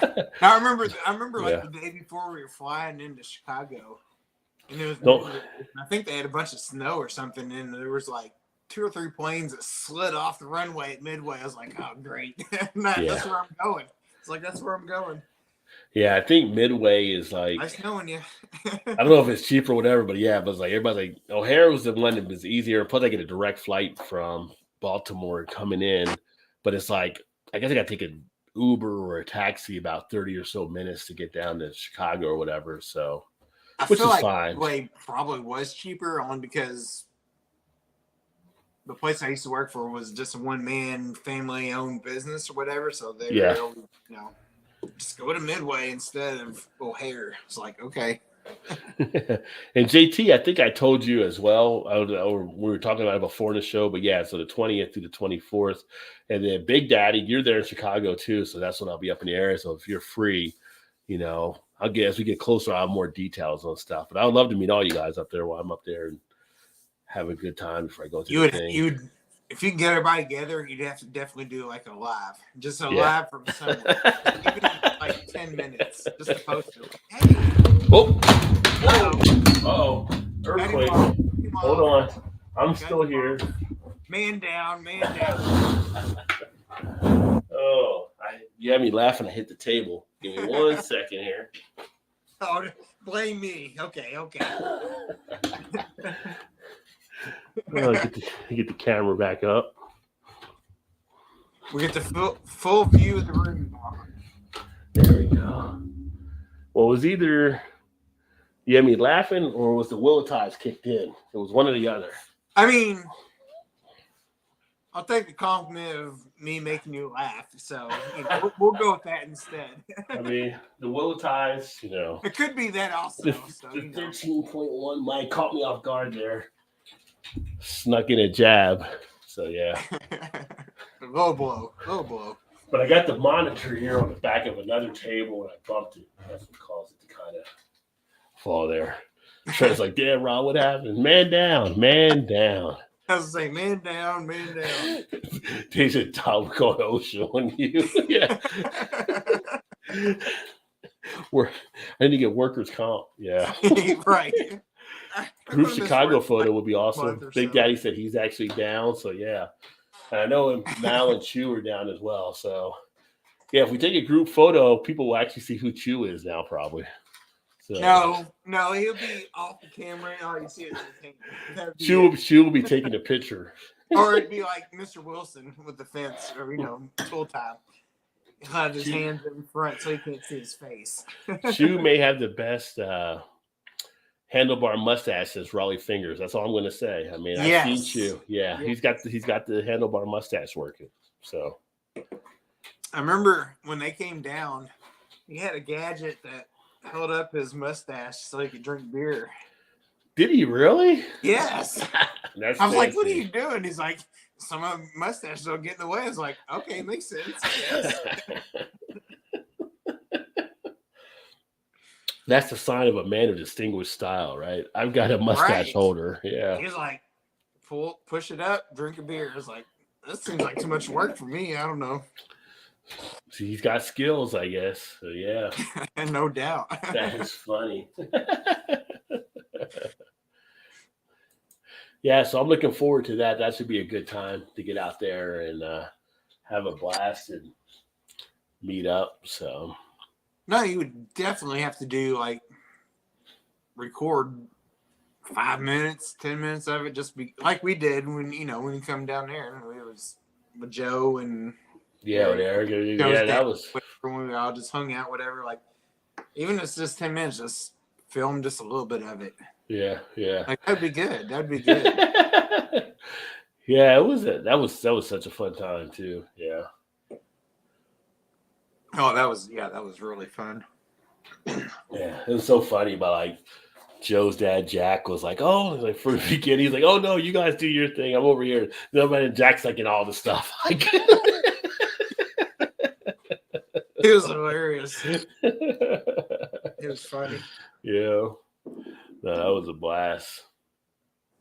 But I'm kind of upset now, and I'm at the end of the line with this beer. I wish I would have got more and stored them, because it is one that gets better as it ages, I know, and I've drank all 4 now, so I should have got more. I know. And I just had the one left, and I was like, "You're drinking it, I'm gonna drink it too." So yeah, some planning to start cracking up my bourbon counties as well. Oh, I got to get through some of those. I still got some from, was it 14 or 15, where they were still 12-ounce bottles. Yeah. Oh, days I can bring a mic and stuff, so you don't have to pack extra. Got to save space in the bag for beer. Yeah, I hear you, brother. Yeah, I get 2 free bags with Southwest, so I'll bring in one, but I have another bag I might put inside of it just in case I need to bring that back. Which I've only done it one time when I went to Texas, but all the beers came back safe and sound. But yeah, you can check your bags with beer in it, and under 25% ABV, you can have as many as you want. So is that what it is? That's what the rule is. Yeah, if you check your bag, you can bring back beer on your flight. That's one of your bags and stuff. So I mean, there's not very many beers over 25% anyway, right? Right. So I mean, you can wrap it. What I did, I wrapped them individually, different bags. Yeah. I mean, have as long as they're not over 25%. Yeah. The only thing you would run into is, depending on how many you put in your bag, might be the weight restriction. But well, yeah. Yeah, but I had no problem getting mine in, because I put the bubble wrap and all kind of stuff in there, wrapped them individually and stuff, and came back with a decent amount. Went up to Dallas a few years ago, and I went online and checked the FAA rules, and they were like, "Oh, you can, if you check your bag, you can bring any alcohol less than 25% ABV." Oh wow, okay. In your check bag. So it's like, that's cheaper than UPS, because I got a free bag, and free's better than what they're going to charge me. Yeah, that's my brother was in Mexico. He's like, I want to bring back some of these Cuban cigars, but I'm not sure I can. So I looked online. I was like, no, it says you can bring back $100 worth of Cubans with no problem. Huh. And he paid like $19 for a box of like 5 of them. Yeah. It's like, he could have brought back, a bunch, 4 boxes of them for sure with ease. Yeah, when I got the Cubans and but it was kind of afraid to do that. So I think we were in Jamaica when I got Cubans. I didn't realize that. Yeah, they were good though. I like the Cubans. Until he messaged me, he was like, "I can get Cubans here for cheap." It's like, "Well, bring some back." He's like, "I'm not sure I can." So I googled. I was like, "No, it says you can bring back at least $100 or less." I think is what it said. Under 50 pounds and you're good. If you check in with me, it looks 49 to me. There you go. You're right. Exactly.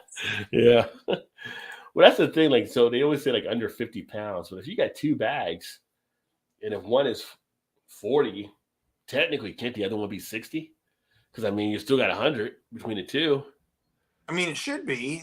Yeah. Technically, yes. I mean, it's kind of like we see people start shuffling stuff between one bag to another. It's like, You're right. but if you got 2 in there and one's under, why not just have it be good? You know what I mean? It's just maybe that's the Common Core math. I don't know. I'm just thinking it should be fine.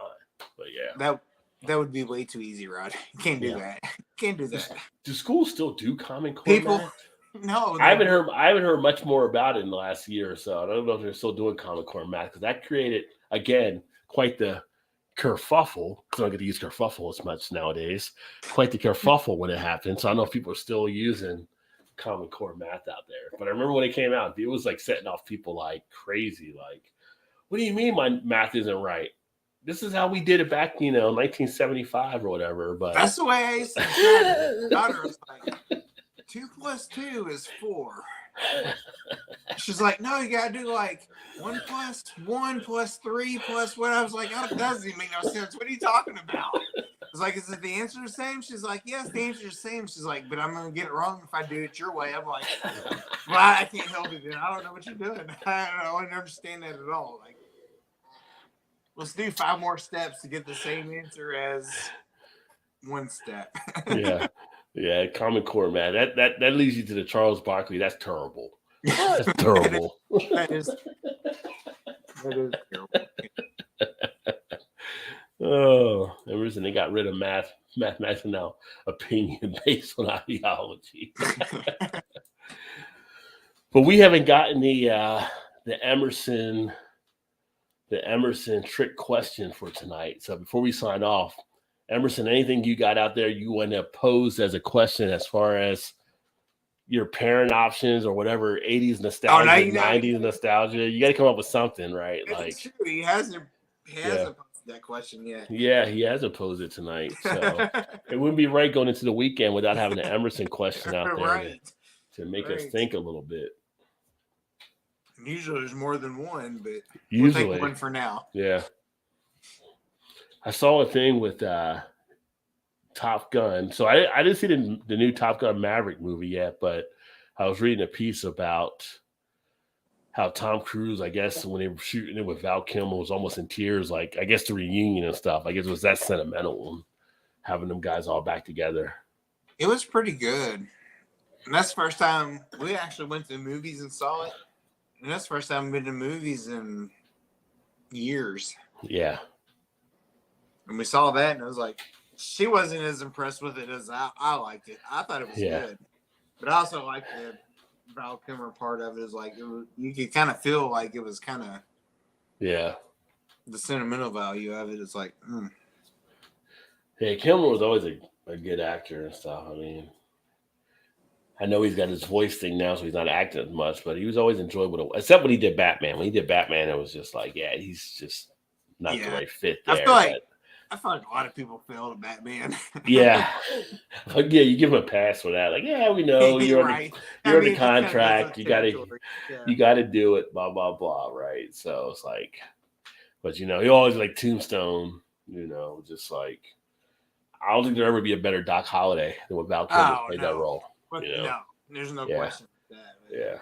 He was perfect for that role. Yeah, I heard they're making a Heat sequel now too. I don't know how they're doing that. I mean, it was going to be just Pacino because De Niro gets shot, Val Kilmer gets shot, right? So it's like, I heard that also. It'd be interesting to see how that actually works out.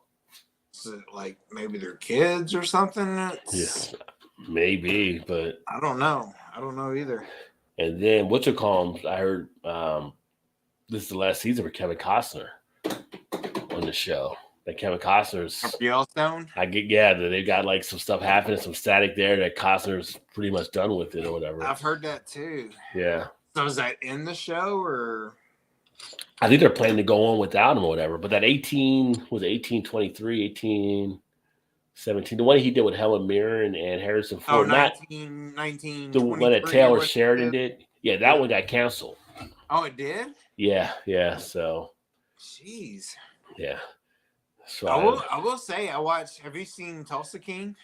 No, I still got to watch that. I got a DVR. I haven't watched it yet. That was pretty good. I liked that one. That was good. Of course, I like Mayor of Kingstown also. I don't know if you watch that one or not. I need to watch that one too. Yeah, that one's really good also. Yeah, but the one that's in Boston with Kevin Bacon, City on the Hill, that's a good one to watch. If you get City on the Hill. City on the Hill with Kevin Bacon and the hearing the black actor's name, but he was the one. He used to be on Oz back in the day, but he's really good, and that's a pretty good show. I mean, now let me see. People have time because the writers are going on strike, so a lot of the shows you were planning to watch probably are going to be delayed. So now you can catch up on other stuff you haven't seen before. So it's kind of like COVID, like where they didn't have a show for like a year. Yeah. Well, you remember when they did it before? They had the last strike. It was like out for like 2 months. Everything was behind. So now's a good time to play catch up on stuff if it hasn't been done already. Oh, City on the Hill. Okay. So yeah, that's really good. That's done then last year. Emerson said, okay, 2 days to live. As a Gen Xer, what do you take one last trip down memory lane? Music, beer, booze, movies. 2 days to live. On the last trip down memory lane. Music, beer, booze, or movies. I feel like as a Gen Xer, you have to throw like games in there too, wouldn't you? Yeah, video games could be in there as well. Getting out some last Madden games or something like that and everything. I don't know. Movies, beers, music. I think if I had 2 days to live, music would be something. Public Enemy, The Doors, CCR, KRS-One. I feel like I'd have a few. I'd have some few music things actually. Shannon's answer for sure would be music of those, for sure. Because you do more than one now. Out of those three, I think as of today, if it's one of those three, it'd probably be music for me. Because I mean, I always have beer's a passion, music's a passion, but I've always had a tie to music before I even did beer. But I feel like music, AC/DC, Rush, Queen, Ice Cube. There's so much music out there. Rage Against the Machine. Music would be a key thing for me. Just watching a movie until you die, drinking until you die, and listening to music until you die? I'm probably just listening to music, put the headphones on, and just lay back in the bed and just listen to music stream, like some of the greatest music that you had. Yeah. For me, I mean, movies would be good too. I mean, I feel like for me it'd be Goodfellas, Scarface, Casino, Pulp Fiction. I mean, there's a lot of good stuff that I would want to watch, but I think the music would be the overwhelming type thing. For me, it'd be movies, beer, and then music. Are we supposed to rank them? No, but for me, that's the way it would be. Like I would put movies. I think I would put movies first. I probably put music, movies, and then beer and booze. I don't even know if I would do. I don't even know if I do the beer and booze just because. I don't even know if I do the beer and booze because I just want to soak into the artistic stuff from the music and the movies. Yeah, I get that. That's true. That's a good point. I would think movies for me though would be above. Yeah. Like I love music, but for me, it's kind of like that's a very good question. There's times when I'll see a movie and I'm like, oh yeah, it's all I forget how good this movie is, or this is a good movie. But music, I'll hear a song and I'm like, I remember when I heard this song and I was doing blah blah blah, or I remember when this happened, or I remember doing this, this, and this. So music is not just a song, but music ties more into things that actually occupy my memory bank on things I was actually doing at the time. So that's why music is stronger than movies to me. Now, beer and booze could play a fact because I can remember stuff where I remember the first time I had this type of beer, like when I the beer Jackie O. I mean not Jackie. Ithaca Flower Power that got me into craft beer. I can remember where I was when I had it, the thoughts I had from it, blah blah blah. But music is that much more even stronger. Of just But I feel like there has to be a caveat to that question because if you chose beer and booze, like you'd be done in like a couple hours. You know what I mean? Like, oh, you'd be hammered. But yeah, you know what I yeah, mean? Like, so if you could drink for 2 days and never feel effects of it, like drink for 2 days and be done. yeah, Like I feel like that'd be different than like drink for 3 or 4 hours and then you're done until the yeah, next day. You know what I mean? Like that would definitely be on the bottom there if that was yeah. the case. You know what I'm saying? Like I feel like you'd almost have to if you took that selection, it'd have to be like a no effect, no effect at all for two Yeah, days. You could drink all you wanted, never feel a thing, never or maybe felt you thing. will at the end. But you up until the end, you never feel. Well, that would matter if you didn't I feel want no anything. more. Yeah, yeah, Right? You know? Yeah, yeah. yeah. Well, it's like Emerson. I'm going to spend a day revisiting the Godfathers and Faith No More albums while drinking Alabama Slammers, chased by Labatt Blue. We'll have to watch The Outsiders, followed by Rumblefish. So he actually had it where he was doing all three of them in different type of ways and stuff like that too. So, yeah, I mean, I'm probably going to listen to in the way that he's actually doing it. Probably listen to Public Enemy. It takes a nation of millions to hold us back, or Fear of a Black Planet, or even their original Public Enemy #1 original album. Probably while drinking some maybe Victory at Sea from Ballast Point, Oh yeah. or a couple bottles of some of the Goose Island specialty type bourbon counties. It's going to be something of a unique type factor along those lines. Um, and if I want to watch something at the same time while knowing that, I'd probably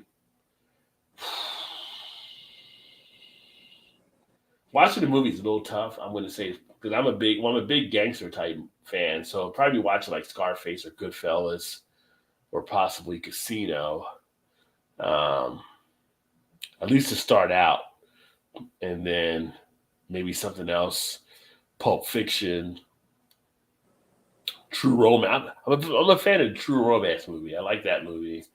Um, maybe a comedy or something in there too, but those are kind of movies that jump out. Maybe Jaws one more time because Jaws is always something to always watch. Like Jaws, I've seen it how many times, but I'm still like enthralled when I watch Jaws. It's just like it just pulls you in.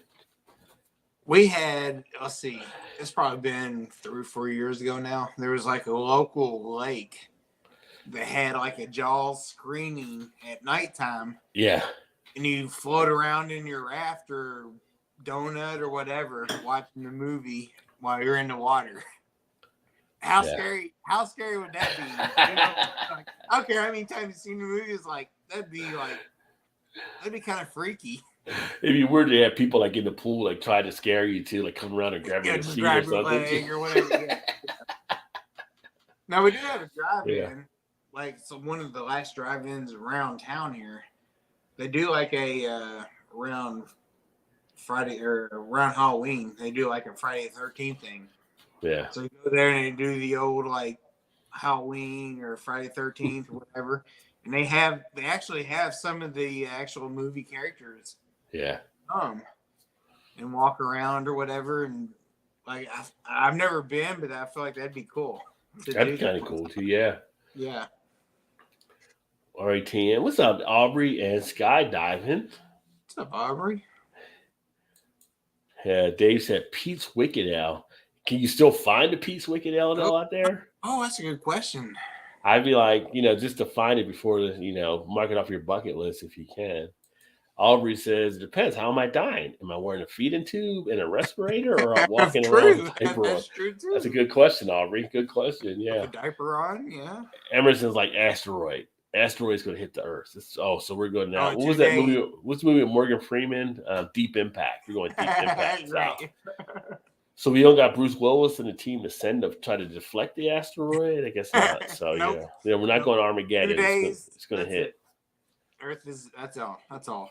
Is it a planet killer asteroid, or the kind of like, some will be left behind? Because you could try to get the high ground, maybe. I don't know. Music definitely, I like a lot of alternative Indian progressive as well, jazz, reggae, and country. Yeah, I feel like music just ties so much to memory banks for a lot of people that you just.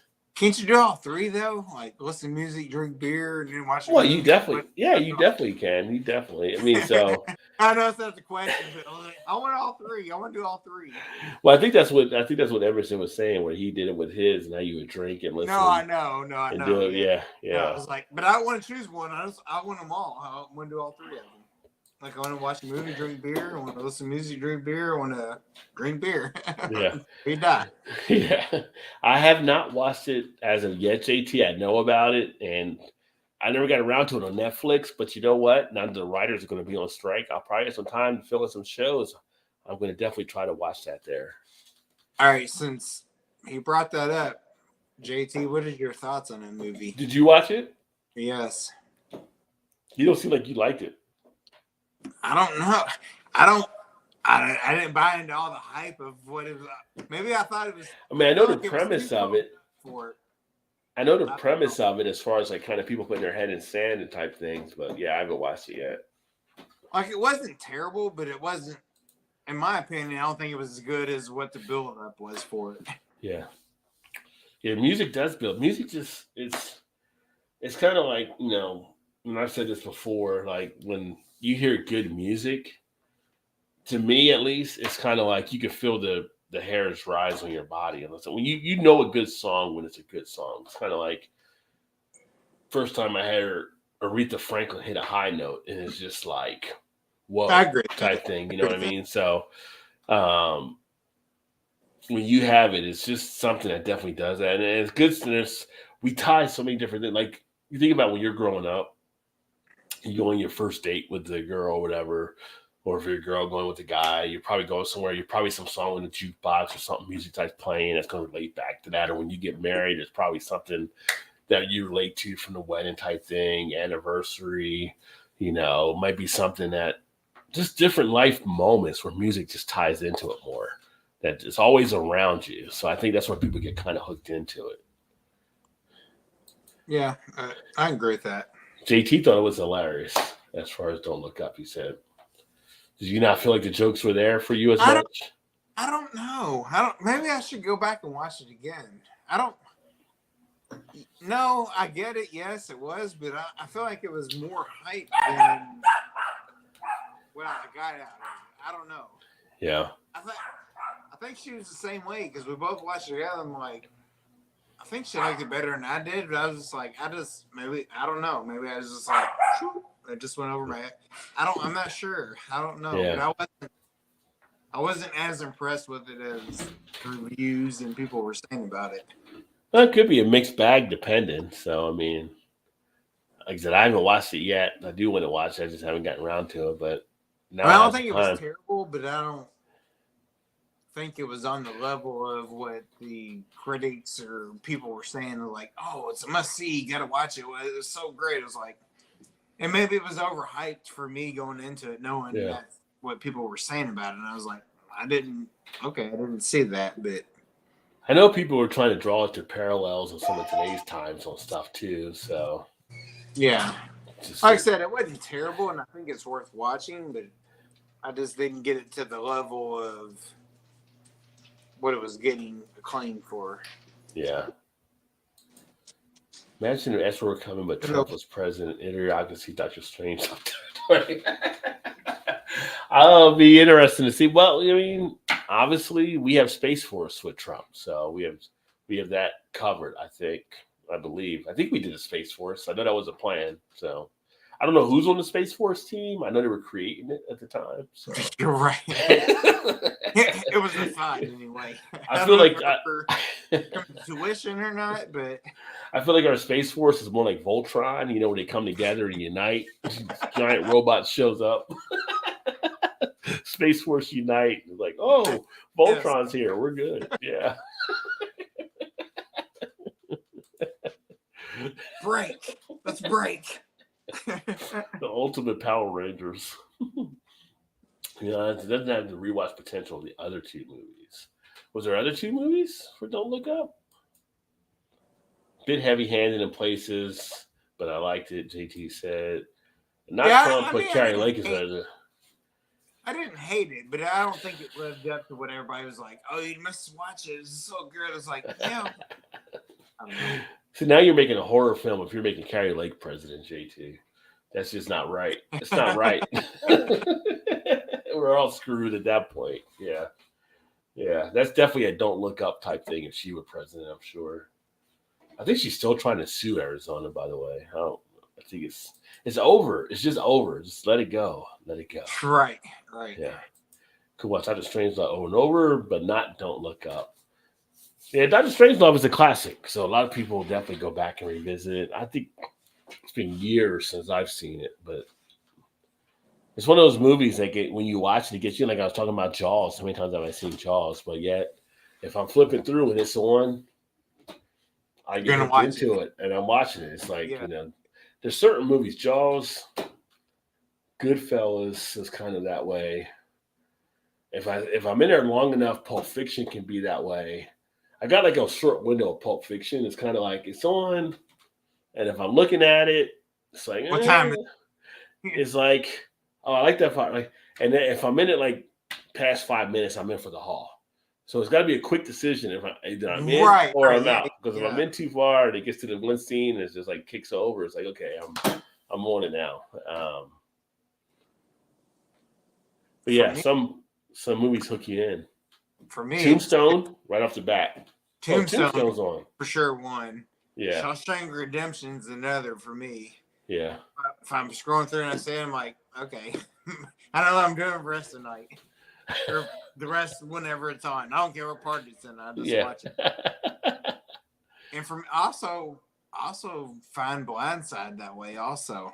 See, I've never seen Blindside. But I like that movie a lot. But remember the Titans. Remember Titans is the same way. That's another one. That's what hooks me in. I'm in. Yes. Josie Wales. Josie Wales is the one I'm watching it. I flip through. I start watching it. I'm in. Next thing you know, I'm reciting the lines, watching Josie Wales. Damn it! Just keep scrolling. Just keep scrolling. But no, you had to stop. Now I'm up for the next hour and a half watching commercials and shit. No, watch. Oh man. So you said Peter Sellers is amazing, but Slim Pickens almost steals the show. I remember as a kid, like my parents would watch the Pink Panther movies, and at the time when I was younger, I was not big into Peter Sellers, but later on I actually did get into it. He's a really great acting talent. He was a great acting talent. Oh, Pale Rider's another one. I watched Pale Rider like crazy with Clint Eastwood on that one too. Yeah, that's a good one. I can almost like any of the Clint Eastwood movies for the most part. It's like I was gonna say, what was one of his latest ones? I say latest ones has been 4 or 5. We like Gran Turismo. Gran Turismo hook you in if you're watching that for a couple minutes. Yeah, that's a good one too. Like that. I think the only recent one I haven't seen from Clint Eastwood has been The Mule. I haven't watched that one yet, although I haven't DVR'd. I don't. Where he had to bring in drugs, I think, or something. Yeah, but I haven't heard. I've heard mixed reviews on that. I was like, yeah. I've heard people say it's not very good, and I've heard people say it was good. So I think it kind of depends on if you like his movies or not. Yeah, but yeah, he's like 95 or 97 or something now too. So he's getting up there. Well, he's up there, I should say. Oh yeah. Heat's another one. If I'm flipping through and Heat's on, I can get hooked into watching Heat. Die Hard. I can get hooked into watching Die Hard when that's on, Hard, just like yeah. flipping through and just like it's like Die Hard with a Vengeance. That's the one with Samuel L. Jackson. I'll get into that one. Then after some of the other ones, no, Die Hard, the second one, is the one with the airport with the winner, and then the third one is the one with Samuel L. Jackson. Any of the You're first right, three I yeah, get into. yeah. After that, I start to fall off from it. Yeah. Yeah. And it's kind of like I need to watch Fast and Furious 9. Which can't believe I'm saying 9, right? Because 10's about to come out. So at this point, it's like the candy bar. I'm already deep in. I got to finish it I don't out. think. No, I'm the same way, but I don't think I've ever watched anything past like 5. Honestly. Yeah, I'm on 9. I got 9 DVR. I haven't watched it yet. I need to watch that because 10's about to come out, and 11 is going to be the last one. They're saying so. She said with shows like, "Why do you watch this still?" I'm like, "Cause I'm 7 seasons in. I'm not gonna quit on it now. You don't quit. Like, I'm gonna watch it just because." We are not a quitter. Slim Pickens Film Right. Fest, Strange Love, Blazing Saddles, the Flim Flam, man. My mom used to like that movie too. She was a fan of that. Blazing Saddles, obviously a great film there. Great take on society. The Flam, man, I've never seen That's that. like an older one. That's like from the, if I remember, like I don't want to say it's old, like 50s or 60s or something like that. I remember my mom mentioned that before. Okay, I was gonna say I've never seen it. Honestly, I don't know that I've ever heard of it. I'll call them sick to watch Hunt for Red October, even though I have it on DVD. That was just on HBO like a couple weeks ago with Sean Connery and Alec Baldwin in there. Which is funny seeing Alec Baldwin so young in that film. So Right. that's a good one. That's a good one. Actually, good. that'll hook you into as well. Jackass movie while Guns and Slammers, the Misfits hybrid moments playing his experience the impact. Jackass. That's crazy. I was in a Jackass movie in a long time. I know, right? John Knoxville. Yeah. I know Steve-O was something he was just out of rehab or something he had done, like getting his life back together. I mean, he was pretty bad off, I think. I thought I heard him say on the radio that he's been straight or, like sober for like 12 years or something now. Yeah. That doesn't seem like long enough. He was deep into some stuff for sure. No, bro. I think all those guys, I mean, he had to be at some point to let that shit happen for as long as they did. Yeah. Yeah, they did some, oh my God, they did some crazy shit.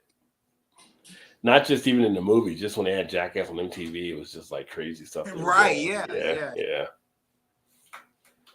I think I only saw like the first actual movie of those, but I remember from MTV, just the shows. Funny thing is, all those guys are Gen Xers, so again, Gen Xers aren't afraid of shit. We'll do anything. So, right, yeah. Say I can't do it, I'm gonna do it. Whatever.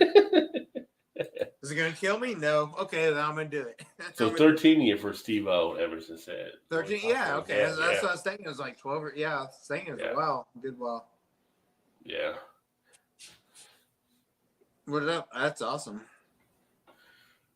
And then the flip side, thinking, shit's been that long since they've been around for that long time. Well, it wasn't Steve-O, it was Steve-O, Johnny, Wee Man, and who am I thinking? Who am I missing? The one guy that used to torment his parents on MTV. Kind of a heavyset dude, right? Yeah. Phil was the dad. Phil was his dad. Yes. And he would do shit like middle of the night, throw firecrackers in the bedroom or something. Yeah, I was like, what was that guy's name?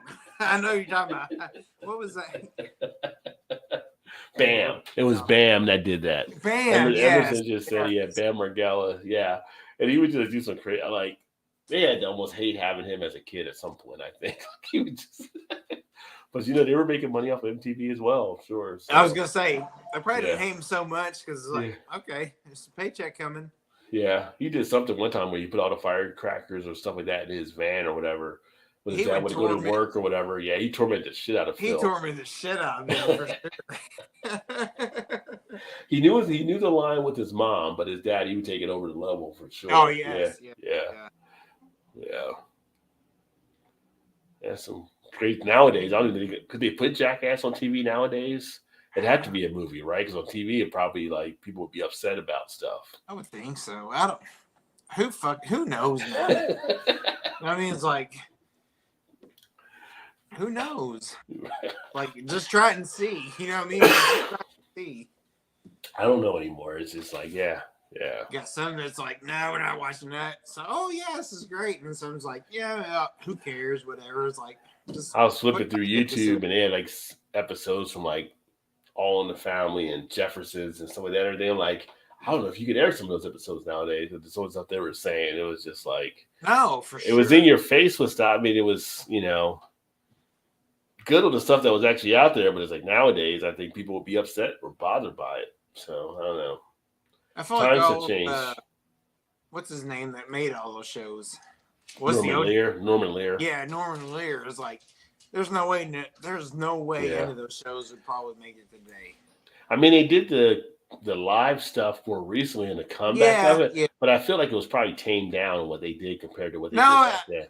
No, it was actually, I watched them. They were actually like the same things as what they were back then. Okay. But they had just like Jamie Foxx or like recent actors playing the parts, But it was basically the same episode. Oh shit! Aubrey said Bam was arrested last week. I was just what the hell?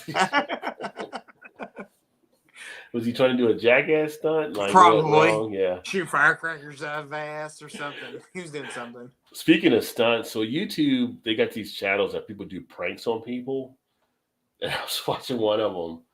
And it was like when pranks go bad type thing. And like this one dude tried to prank this one guy, and it was the wrong guy. He beat the shit out of this dude. The guy was like trying to tell him it was a camera, and he was just wailing on this dude. It's like, dude, you just can't go out pranking people like this anymore, Who knows? Like, is it a prank? Is it true? Is it filmed? Or what's going on? Like, nobody knows anymore. You know what I mean? Like, yeah. Especially nowadays where you have people like ring the wrong doorbell or basketball bouncing in the yard and get shot over shit. You just can't be right. You can't just be doing shit nowadays. It's just crazy. But it's funny, it's kind of like the thing that happened with the doorbell thing, which is a sad thing. But I'm thinking like, man, back in the 70s and 80s, we played doorbell ditch, right? You ring a doorbell and run. Just, right. Can't play that game anymore. And then go hide and you go out, yeah. You just go jump in their back of their bed like you're in their truck. They can see it. So it's like, okay, it's all good. Put that on the list of games you can't play anymore. Right, exactly. Yeah. But you can't do doorbell ditch. So Emerson said rumored. Yeah, he has been in the hospital, and his family, from what I saw earlier today, was actually asking for prayers, which is never a good thing. Oh damn. I haven't heard that. Nobody knew what the reason was why he's in the hospital, but attempted murder. Wow, that sounds interesting. Oh wow. I just know that it's pretty serious or what the news has now reported. So damn. It'd be terrible to lose him. He's such a good young talent. So I like Jimmy Fox. I'll be right back. All right. Yeah, that would be sad. I want to hear more about what's actually taking place, but he just haven't released it. So I wonder why somebody try to kill him or something. Let's see if there's anything.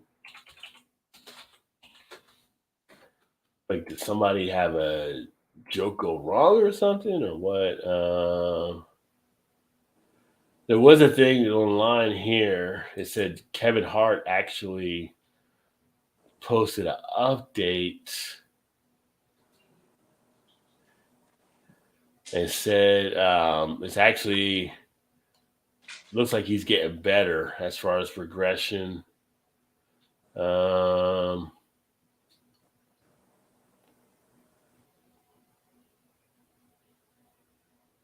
Said it was a medical complication that he received earlier. So nothing about murder or anything like that. But Kevin Hart said there's no exact details, but there's been a lot of progression is what he's been told. So hopefully he's getting better there and everything. But just goes to show you never know when it may be your time. So always make sure you prepare. And are in a good shape. Oh, it has gotten bad. You're right, Aubrey. You almost need to pull up in a white, it's when in a waving a white flag, ceasefire type thing. Um, it's funny when this stuff happened. I mean, funny like not funny, haha, but funny in kind of a thinking type matter.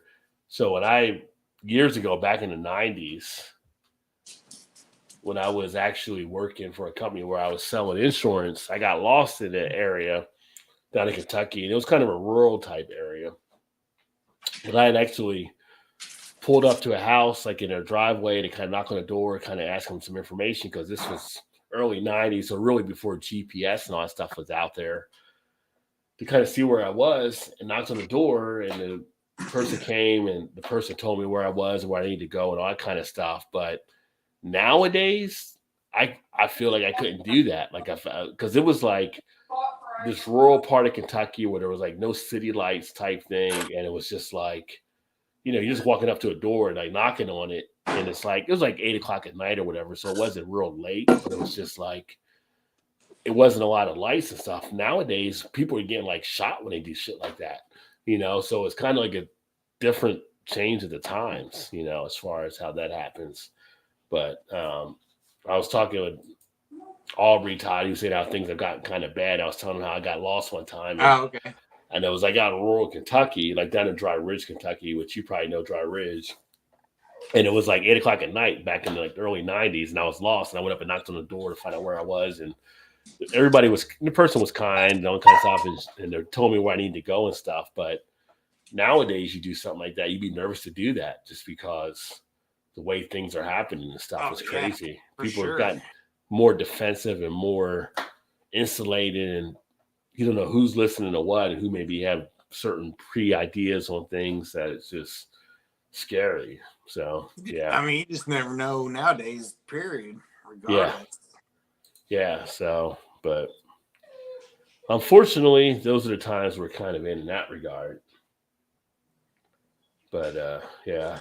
But hopefully Jamie gets better. I mean, Kevin Hart said he's been told that there's some good progression there. So I was just sharing that there. But yeah, it's some of these entertainers and stuff. I mean, I don't know. He said it was from another medical condition. My wife thought it might have been like something went wrong with like some plastic surgery or something like that. Everything. You never know what could happen, but it just seems like it was like just when you think you look at somebody is like, why would they do something those like? Yeah. It's definitely a mental thing, like somewhat, Oh, so it's definitely mental trying to keep up and stuff. Yeah. Look at somebody thinking they're on top of the world and offing themselves. It's like, the hell. It was funny. I always think back, like when people do stuff like that. And I don't know if you ever saw the movie Three Kings with George Clooney and Mark Wahlberg, and I always think back to the scene where Mark Wahlberg is taken captive. And the interrogator's asking him, like, what is wrong, like, with your people or your country? He's like, what do you mean? And he's like, and he goes into this whole diatribe about Michael Jackson and, like, how he had to do all this different stuff to him to feel like he was accepted. And some people in their minds feel like they had to go through so many different things to be a certain level of acceptance, which is kind of crazy. It's just, be you and just go from there and stuff. And maybe that's part of the fault of people that idolize these people. They put so much pressure on them and stuff like that and everything. It's kind of like that's part of it, for sure. You see a lot of women worried about their weight and all that kind of. It's just like, well, stop reading Cosmopolitan and going by all these different things that are structured by the media out there. Just be who you are, type thing. So quit falling into what everybody thinks you should be or thinks you are or whatever. Like, be who you are. Just be who you are. Yeah. I mean, get your happy awareness. That's what you need to be at. So right. Yeah, I'll reach the James Fox report this morning to say that he was doing better. So yeah, so that's good. I haven't heard anything about him. Yeah. So hopefully he'll be up and going at some point here. Him and Jeremy Renner. Jeremy Renner was another one that was kind of like a big thing. Yeah, I did hear it. Yeah. Yeah, and I saw him after the whole thing on one of the interviews and stuff where he's getting back to it, and he's going to therapy for the walk and all that kind of stuff too. But it's just like you said, you never know when you clock could get punched, so to speak. So it's like I heard that, I was like, because he's the main character on Mayor of Kingstown. I was like, really? Yeah. Why? What's going? Just goes to show you, like, you never know what's going through or what's happening in people's world. It's like, no matter. But they were talking about like Mayor of Kingstown. I guess they had softened up some of the imagery on him there because I guess he'd been roughed up on air a little bit, and they were kind of softening up because of the accident that took place and everything. So, yeah. But yeah, it's you never know. That's all I'm going to say. You just never know. Make sure you're set and make sure if something happens to you, your loved ones know and all that kind of stuff. Because we just saw this week with Atlanta, the situation they had down there. We saw that family in Texas with the one guy down there. And it's crazy. But at the same point, it's almost like we're all on the roulette wheel. So.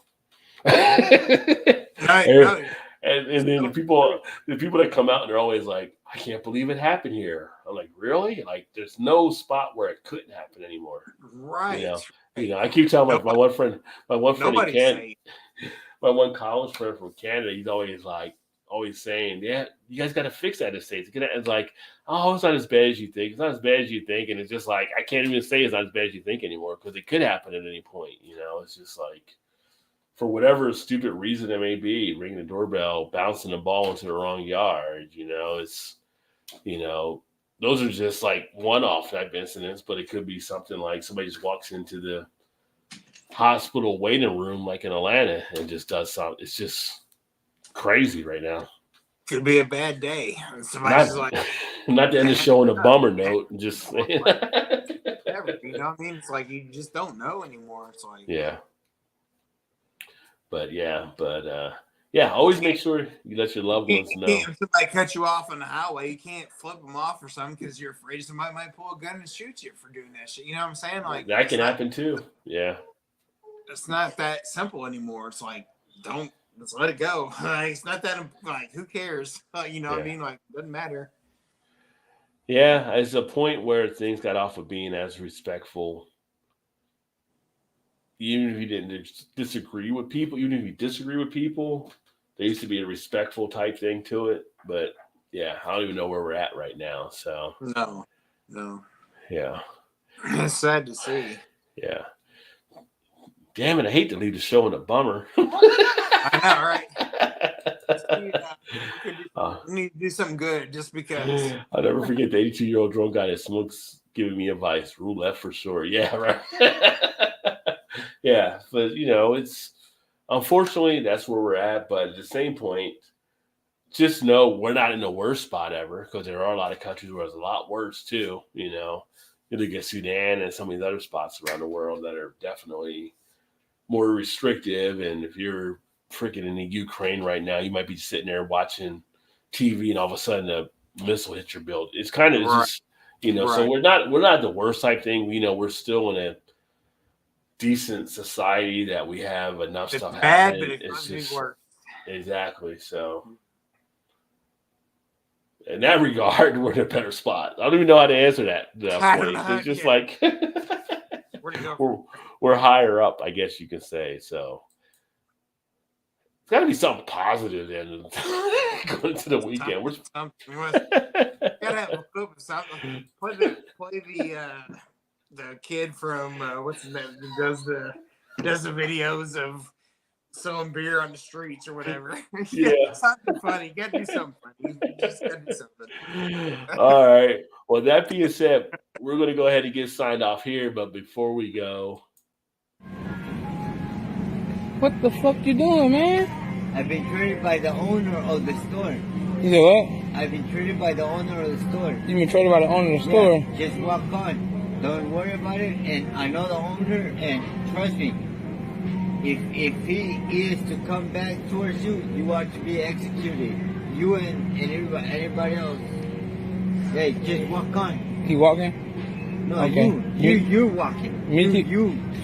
I'll be executed. Yeah. It's once in a lifetime. You'll never see this again. But the owner of the Okay. store, Okay. you are to. Bro, let me tell you something. You cannot drink beer right here. Just make the call. I'm the owner. Go ask in the office before you do say anything else. Go ask. Man, come on, let's go, man. Let's go. Come on, man, let's go. I work here. I'm loss prevention. Either you gonna go to jail or you gonna get out. They didn't tell you. Let's go, man. They did not tell you. Let's go, man. They didn't tell you. Let's go, man. Let's go, man. Alright. Let's go. No, walk out with your beer. No sweat.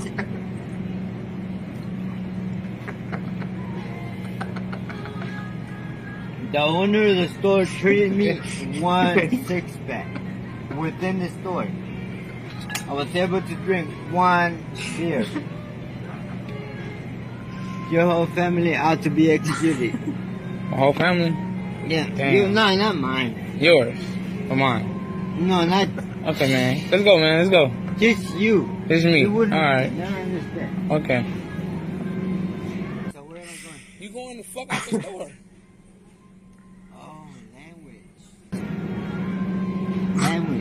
See? Huh? Language. Yeah. You are fighting for a 6-pack of beer. No, you fighting. You know. And you, Nevertheless. and you that low to, Nevertheless, knowing who the. That was good. So hopefully that brings some smiles to people's face. But yeah, I mean, the guy definitely set up camp and knew what he was doing. It's just like, I like they didn't tell you. Like, you didn't get the memo. You don't know who I am type thing. So, yeah, he was trying to work it. I'm going to send him to the store and just start drinking it. Like, they didn't tell you? They didn't tell you. All right. With that being said, we're going to jump out of here. Thanks for everybody tuning in. Hopefully you guys have a great weekend and look forward to catching up with you next week. We'll have Mal back next week. Some other stuff working on, some new reviews coming out as well. And y'all have a great Friday, and we'll catch up with you soon. Cheers. Cheers, everybody.